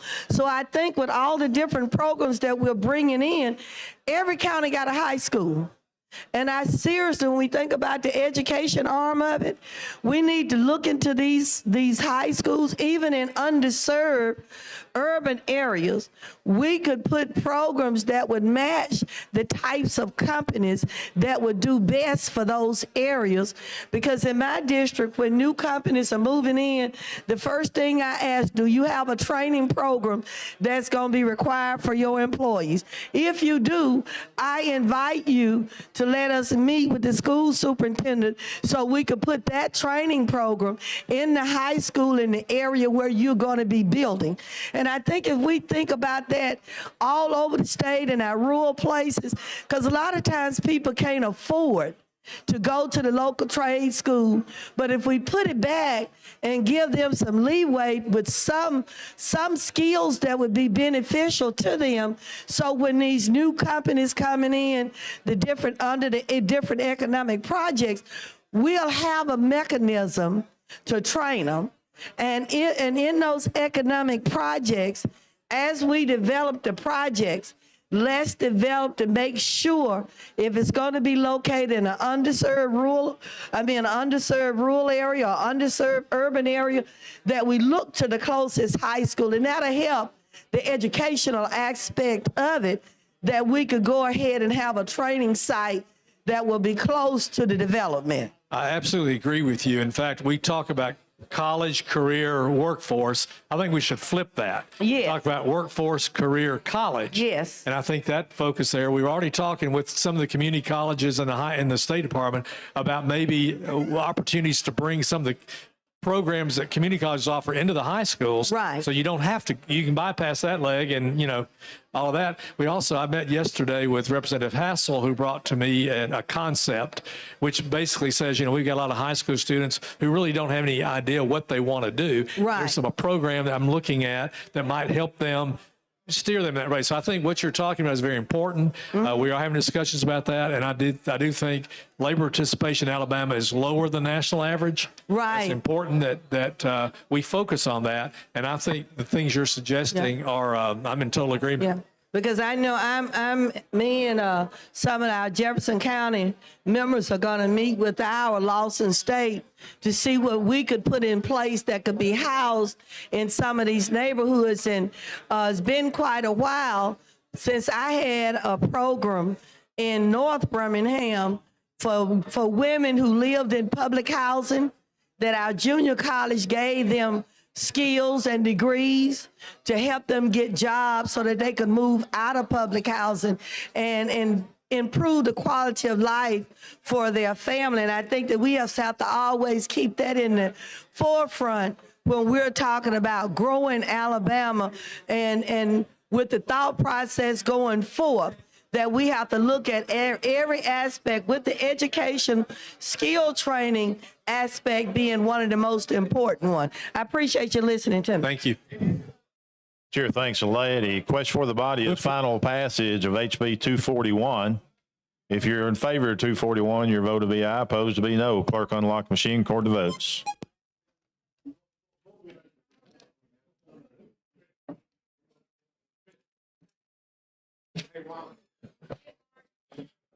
Clerk lock the machine, record the votes, 105 ayes, 0 nays. HB 241 has passed. Congratulations, Chairman Garrett.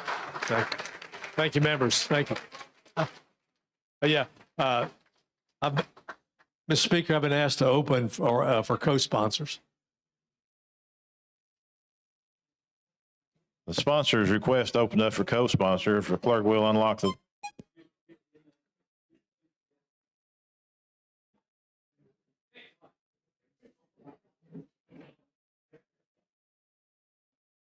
clerk lock the machine. 88 co-sponsors.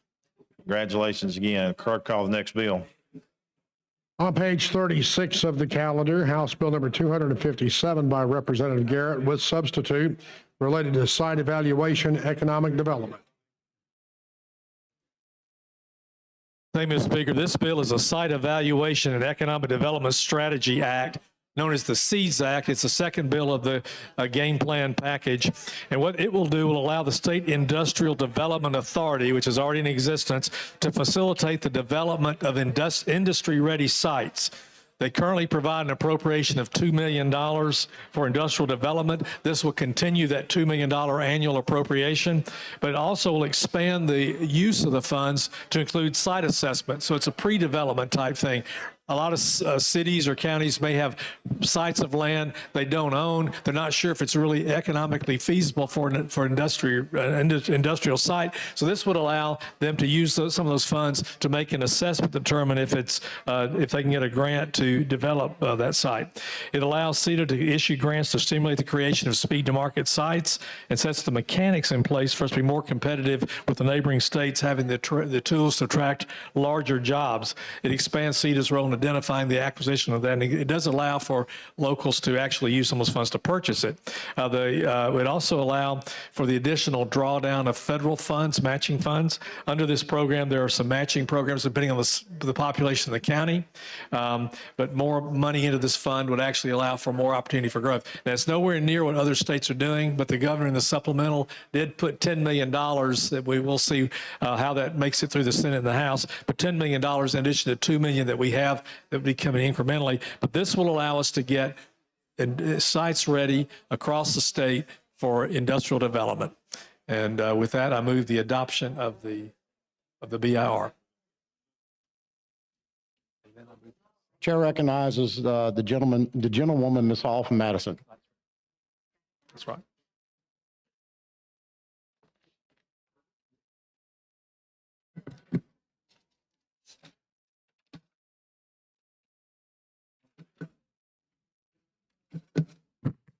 Thank you, Mr. Speaker. Not as many pages, so it won't be not as many questions. As a matter of fact, you're going to introduce the sub. I mean, you're going to do the sub. Right. I probably should have waited, Mr. Speaker, so much. But based on what you said, I can take care of it now.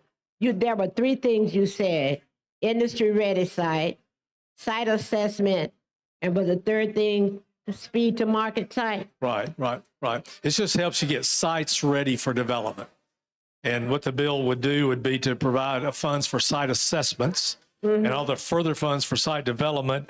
It also would basically say that if you have an area that has, we made a change, which so the sub you have has a committee change that reduced the requirement of a site with 75 contiguous acres can qualify for funding under this program, grants under this program. I don't remember 75 contiguous. I didn't see that.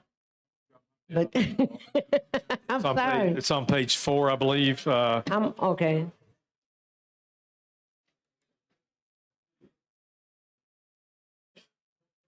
Okay, all right. Okay, I'm good. And then the federal grants. And when you say any other lawful sources, what do you mean? All of them should be lawful, right? Where are you reading from? Listen. On page 4, each applicant must enter into a project agreement with the authority to establish the terms and conditions, and then you go down to 110, federal grants, right on the federal grant, number 6, any other lawful source. Page 4. That's in the existing law. That's not a change, so I didn't challenge that. What does that mean? Well, it defines that for the benefit of the state and residents of the state, there's created a trust fund, an Alabama Site Development Fund, which will be funded from all of these sources. And it enumerates these. And I guess if there's another source that pops up, as long as it's legal, we can tap into that. I don't know. That was in the existing law. Wouldn't we be doing everything that's lawful? This bill says we will, for sure. But I'm saying even if, I would, you would, but we make sure everybody does, right? I want to know what the other lawful sources are.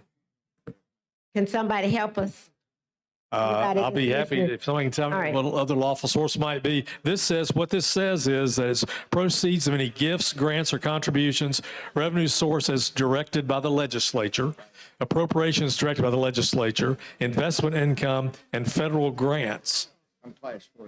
I guess if there's something else on the list that's lawful. So could it be maybe like a foundation, but wouldn't that be lawful? I'm just saying, why would we need that if we are going to make sure that what we're...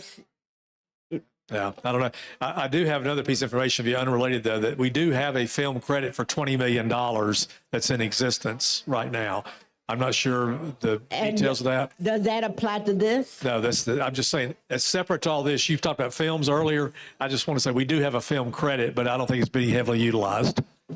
Probably, I don't think we're doing much to appeal to people because I've had people have spoken. Thank you, I'm good. Thank you. But I need to know what that lawful source is. I move for adoption of the committee sub. Yeah. The question before the body is adoption of BIR. All in favor vote aye. All opposed will vote no. The clerk will lock the machine and the members will vote. I guess.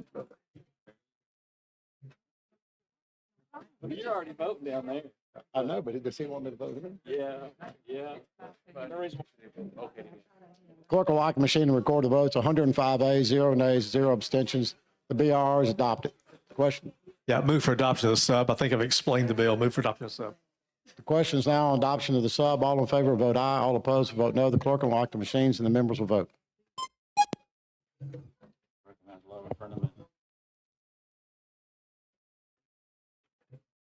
Clerk will lock the machine and record the votes. 104 ayes, 0 nays, and 1 no vote. The BR is adopted. Move for final passage. The question before the body is final. I'm sorry. There's an amendment. That's right. Chairman recognizes Mr. Lovin from Lee.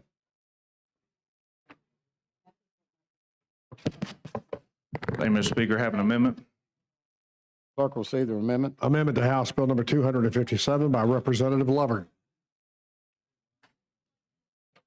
Mr. Lovin. Mr. Speaker, the amendment should be a friendly amendment. It will replace lines 42 through 47 with the language of preference to near-end needs. A board member shall not be responsible for the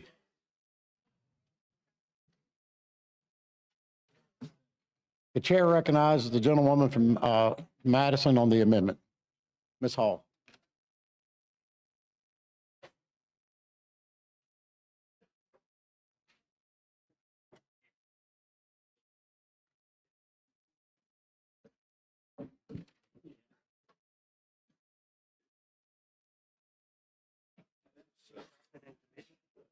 No, they changed.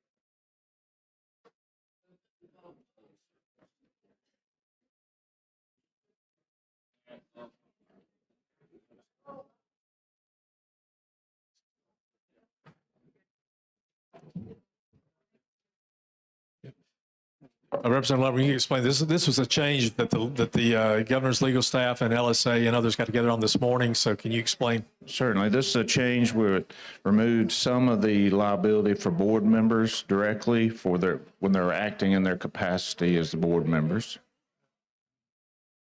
Yeah, it's a technical amendment that just clarifies what's currently in existence. Yeah. You're still recognized. Excuse me, when boards are on the bill individually, even though it's a collective board, they're not covered by, generally, isn't that the case? Generally, the board is responsible and not the individual member. Right. This takes away the individual member's responsibility if they're acting in responsibility as a board member.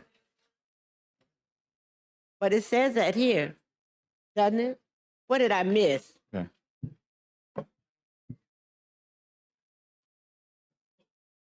We're probably not. They're coming down from the center.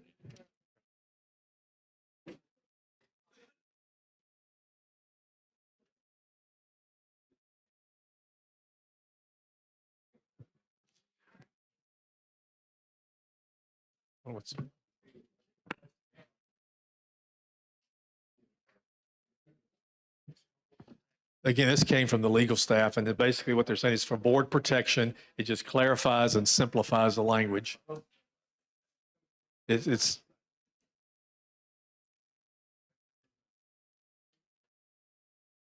this is a more simple just definition. It's clarifying the same spirit.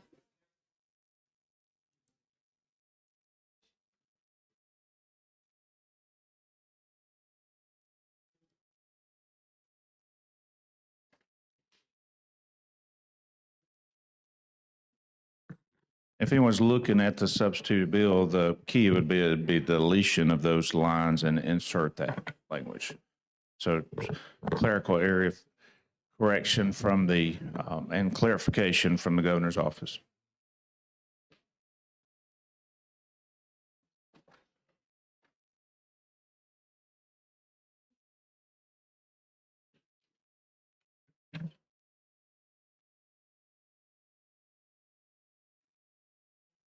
So I would, because it's a friendly amendment. With that, the question for the body is the adoption of the amendment. All in favor, vote aye. All opposed, vote no. The clerk will lock the machines and the members will vote.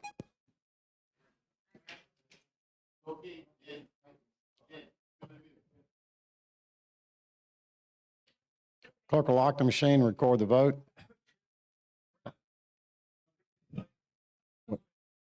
Yeah, oh, sorry about that. Oh, well, 104 ayes, one no vote. The motion, the amendment's adopted. Mr. Speaker, move for final passage. Question now on final passage of House Bill 257. All in favor, vote aye. All opposed, vote no. The clerk will lock the machine and members will vote. The speaker's voting. Are we ready? Clerk will lock the machine, record the vote. 104 yeas, 105 yeas. The bill's given final passage. Thank you, Mr. Speaker. Thank you, members. I've been asked to open for co-sponsors. Clerk will open the machine for co-sponsors. You want the next bill?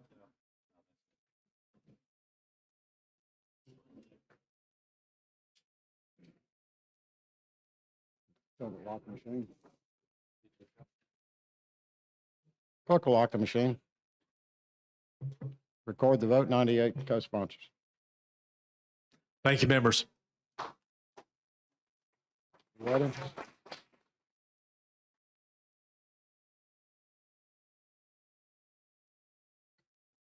Chair recognizes the gentleman from Lee County, Mr. Lovett. Thank you, Mr. Speaker. Rules Committee will meet immediately adjournment here to, in just a moment in room 617. And Mr. Speaker, I move that the House stand in recess for, got another announcement right quick, Mr. Speaker. Higher Ed Day lunch is on the Capitol lawn for all members, so just please remember if you can to visit with our good higher ed bunch across the street. And if there's no further announcements. I have an announcement. The University of South Alabama President Joe Bonner and the Board of Trustees are in the gallery as a guest of the Mobile and Baldwin County Legislative Delegation. Also, Mars Hill fourth grade class from Florence and Lauderdale County are in the balcony as a guest. Oh, they must have left. When do we come back? 11:45? No, we got the joint session. 11:30. Yeah, we recess until 11:30 for a joint session. Hey, you had to make your motion. Yeah, okay. Sorry. Have just one moment, Mr. Speaker.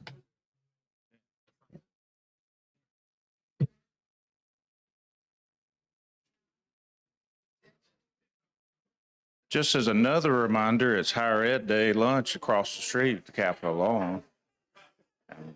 Love for any of y'all to visit my friends in orange and blue over there. All right, hold. The clerk will call the next bill on the special order calendar. On page 38 of the calendar, House Bill number 240 by Representative Almond relating to the Alabama Jobs Act.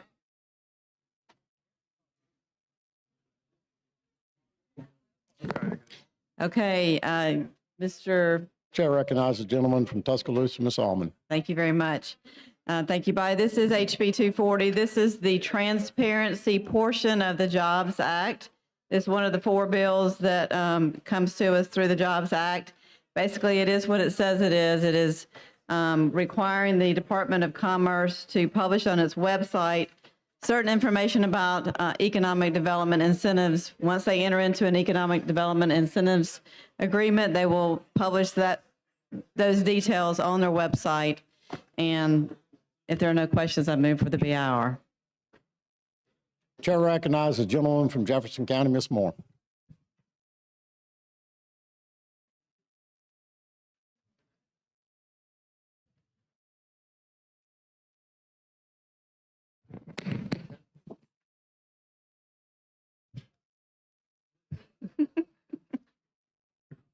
Thank you, Mr. Speaker. Representative Yu Yield. Yes, ma'am. And I continue to emphasize that when you say this will be the accountability part of it, to make sure we get feedback, because we say that, I think this is my 20-something year down here. We say that all the time. Then we never know. Next thing we find out, we hadn't done what we said we were going to do. We don't have the information we said we were going to request, because we can't continue to say we need to grow Alabama and we only grow a couple parts of the state. We have far too many rural counties that are stuck in time. And that is just totally irrational in the 21st century. We have too many areas in the urban that are underserved. That doesn't make sense. So, I mean, we're look as though we're moving forward very strong with this package of bills. I would just like to make sure at some point that other than the Department of Economic Development putting something on their website, they could give us a short report that they could shoot out to us. And they can email it, do in one whiff, email a short report periodically to each and every one of the legislators, so we can have something to look at and know that we're in the right direction. And also, if things aren't going in the direction that we intended for them, we have time to stop, correct, and put them back on the right path, which we have not done in the past. But this is a sign of hope. and it should be hope for all 67 counties. No one should be left out so we can continue to say, oh, poor rural county, they can't afford this, they can't afford that. Going forth in the 21st century, Alabama ought to be at the top of the leaderboard when it's talking about putting development in place, education in place for all of our citizens, regardless of where they live. Thank you, ma'am, for listening to me. Thank you.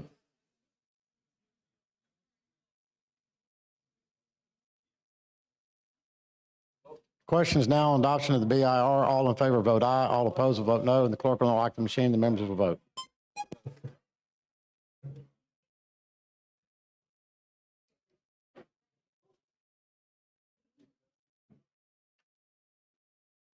Clerk will lock the machine and record the vote. 103 ayes, 2 no votes. The BIR is adopted.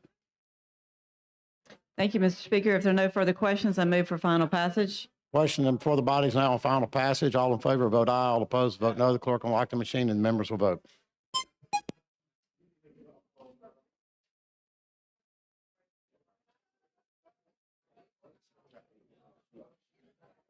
Clerk will lock the machine, record the vote. 105 ayes. The bill is given favorable. The bill passes. Co-sponsors. Yes, we've been asked to open it up for co-sponsors, please.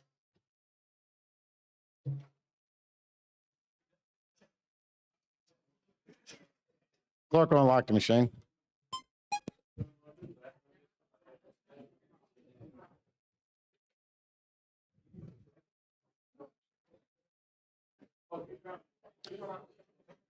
Clerk will lock the machine. 100 co-sponsors. Do it. The clerk will call the next bill on the special order calendar. Thank you very much. On page 37 of the calendar, House Bill number 247 by Representative Daniels, relating to the Alabama Innovation Corporation. Thank you, Mr. Speaker. Just a brief description of this bill.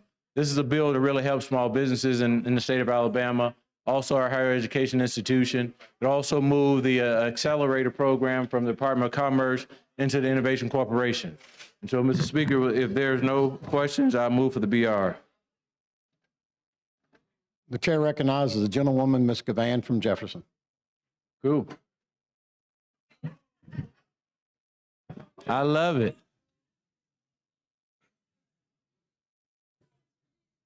Huh?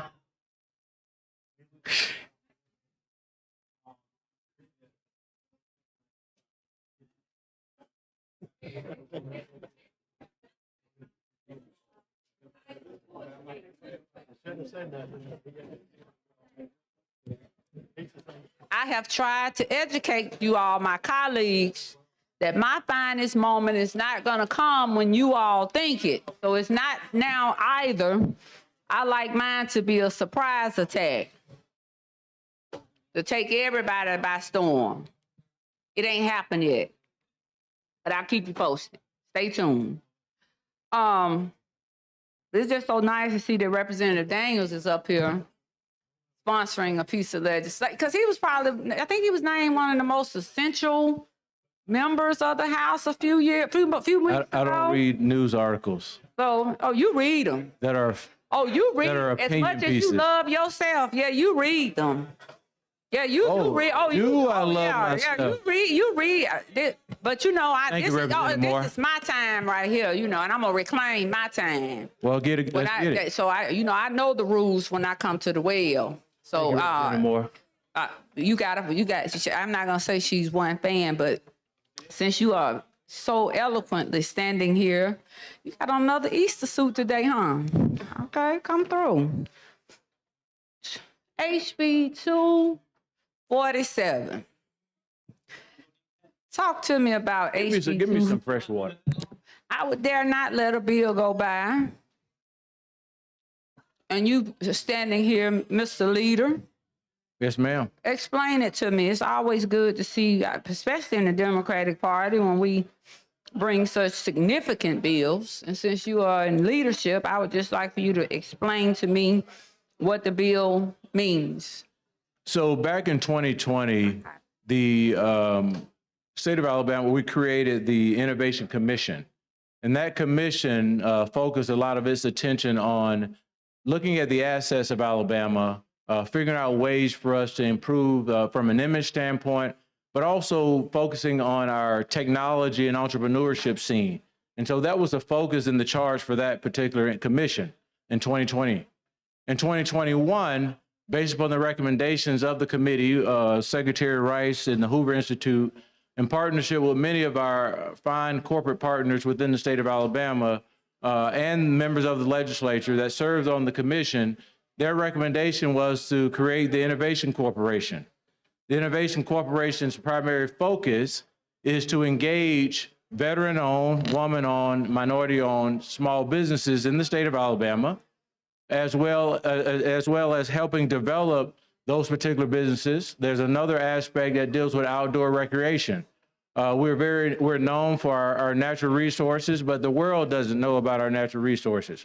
And so they've convened a group to put a group together of experts across the state of Alabama to start focusing on our most precious assets of our natural resources. So help me, but since you just touched on a key term of art, tell me some of our natural resources. But I want to help educate the folks in House District 60. So our outdoor recreation, so our trails, a lot of the things we're hiking and outdoor activity, our hunting, our fishing, and a number of our beaches as well. And so. And we have how many beaches here in the state of Alabama? Really? I just asked if we, how many, no, serious. I mean, listen. The accelerator program that is also a part of this. But I was asking about the beaches. So we have how many? No, and I'm just asking, but let me just move to something that you can answer. How many seriously, how many on the committee? On the Innovation Corp, the commission, I'm not sure the number that was on the commission that made the recommendation, but on the Innovation Corporation, there are 4 members of the legislature that's on that, and also equal number of private sector individuals that are from various companies throughout the state of Alabama that serve on the actual commission. So it's Alabama's first public-private partnership in the state of Alabama, where small businesses have been awarded about approximately $4.8 million in grants. And so my question, last couple of questions, I saw something relative to historically Black colleges and universities in the bill. Would you talk about that? Yes, ma'am. What the executive director of the Innovation Corporation, and also the board of the Innovate Alabama, now it will be, if this bill passes, it will be Innovate Alabama. The focus there is to engage our HBCUs, community college, as well as four-year institutions, as well as other institutions around their entrepreneurship and innovation. And so this there's a project going on right now where a young lady that has a company, her job is to engage our HBCUs, engage our students that are in the technology areas, helping get them prepared, but also giving them opportunities to work on various projects related to innovation and entrepreneurship. Now, are you reaching out, or will they be working with all of the HBCUs in the state, or is it only the ones that are state-funded HBCUs? Because this becomes all. They will be working with all HBCUs, community college, as well as four-year institutions. And how many HBCUs do we have in the state? 14. So we have 14 HBCUs. Yes, sir. I know we have more than out of the 100, 25, 30 HBCUs in the country. I know we have the most in the country here in Alabama. I just couldn't recall that it was actually 14. But if you're including junior colleges okay, I'll still do a fact check. You know, I'm like CNN and MSN. I can't say Fox News. They're in litigation. I'd like to have a fact checker when I'm asking these questions, because I like to be able to give the people. Well, Representative, you look very nice today. I think I typically look nice most days, but I certainly appreciate the compliment today. I appreciate that, Mr. Leader, that you at least have something nice to say today, especially with you having so much negative to say these last 4 or 5 months. But Well, you know, it's you're a woman of fact checking. I certainly. and that's why I'm a fact checker, and I make sure I speak the truth whenever I spit out what I'm gonna spit out. It's 9 times out of 10, if not 10 times out of 10, the truth. Or in our community, as we say, the truth, the whole truth, and nothing but the truth. I think you were upset with me because one time I think I did, it was a level of support, but I think I explained to you why I had an issue with some decisions that we were gonna move forward with, and I did it in a very Now, nice way. But we're what gonna you're leave that talking alone. about It's is not my germane to the time. legislation. But you're so not I the asked speaker, though. It's So not germane to the legislation. I know we're talking about the bill. We're talking about fact checking. So that's germane. No, So we're you don't talking have to about answer. defamation. You don't have to answer. We're talking You about got the defamation option to answer. that will be So dealt you with can after answer this. whichever way you choose to, Mr. Daniels, Mr. Leader. As I indicated. But you have been quite articulate Innovation today. Corporation is I a think that you wonderful have shown that you opportunity. at least read your bill. You were prepared. I know Easter just passed, and we all, little children in churches, prepared for their Easter speeches. And I certainly believe that you prepared for yours today. I think it's a good piece of legislation. I'm proud to see that you carried the bill. And of course, I have no doubt, typically when this package of bills come down, we typically can get those out, and I don't think there'll be any problem. I don't think anyone has any problems with the bill. I still have 54 seconds. You just keep watching that clock. It's going to come. It's going to tick down. I'm speaking. This is my time. I'm not watching when I'm for here you. at the Well, microphone, other but I things that I'm appreciate the opportunity to come and engage with you. But I think this is a good bill, and it's worthy to be commended on. We certainly appreciate the support. We appreciate your, well, it's for the people of Alabama. I We would say appreciate that. your So support. I The state stand- of Alabama appreciates your support. Well, they show me every 4 years when they overwhelmingly send me back down here, if not the number one, close to the number one or number two with the highest voter turnout. So it's been proven, tried, and tested. But you know, you and I talk about that. I think in Prince short Chestnut order. is number one now. I don't think know if moved in I that said maybe category. 1 or 2. Okay. I think John Rogers was. I think it's John. He finally got back up, but I had opposition. But so you know, but that's fine. Time has expired. The close chair to the recognizes the gentlewoman from Jefferson County, Ms. Moore.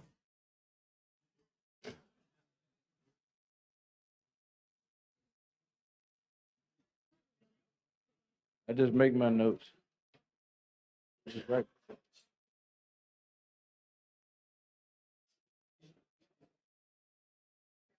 Thank you, Mr. Speaker. Jim, will you yield? I appreciate this whole package of bills you're bringing, but how do I find out more about the Innovation Corporation? Does this bill create the Innovation Corporation? No, so the Innovation Corporation was created to, and I think there's someone that reached out to you that are a recipient from the Innovation Corporation. So Innovate Alabama is how you find out about it. It's a public-private board. So how they have meetings across the state of Alabama. They do? Yes, ma'am. And they're So, public. how do we find out more? You know, we passed so many bills, and I'm just excited because, like I always tell people, that my district, I have some good parts of it, but we are so underserved till it excites me to know that the state of Alabama is putting things in place that not only help underserved areas that I represent, but will help our rural counties to grow.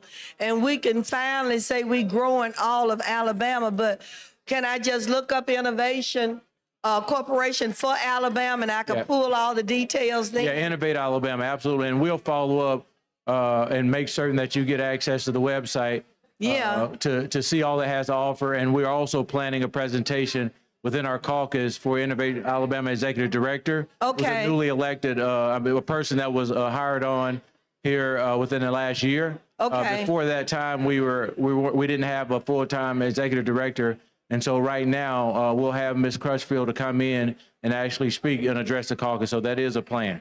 Okay, I appreciate that because I know me and Representative Sellers are trying to go ahead and meet with our Lawson State so that we could look at programs, because we want to be prepared that we could put programs within our immediate communities so that people in cases where they don't have the transportation to go, but it could be something where they could go get some training. And for people who want to start their own businesses, we'll have somebody that's already could put in place the beginning structure that they'll need to be able to take advantage of the Innovation Corporation as well as the Jobs for Alabama, whatever, because I think it behooves each and every one of us. Mr. Jackson, please step away.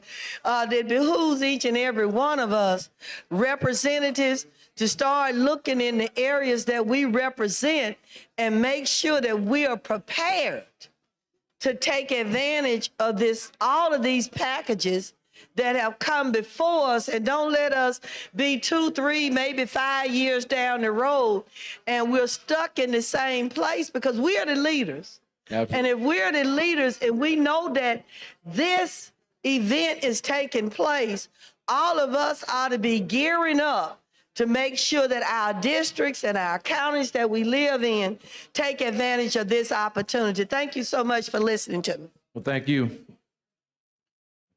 The question now is on adoption of the BIR. All in favor vote aye. All opposed vote no. The clerk will lock the machine. The members will vote.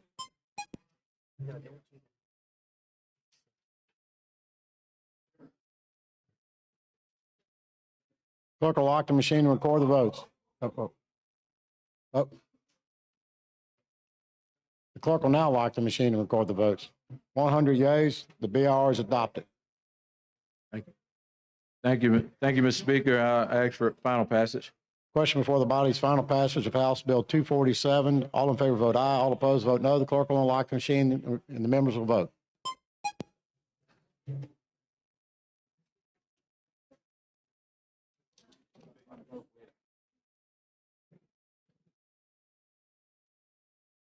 Everybody's voted. Clerk will lock the machine and record the vote. 105 yeas. The bill's given, this bill passes.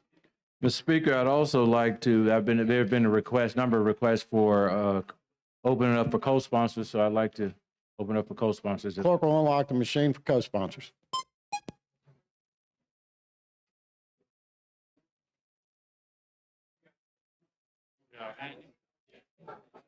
Ready? Clerk will lock the machine and record the co-sponsors. Thank you, Mr. Speaker. Thank you, sir. The chair recognizes the gentleman from Lee, listed 11. Thank you, Mr. Speaker. Just a reminder of rules is meeting right now, room 617. Mr. Speaker, I move that the House stand in recess for a joint session of the legislature. Upon conclusion of that joint session, that we stand adjourned. 11:45. All in favor, say aye. All opposed, ayes have it. We are clearly in recess.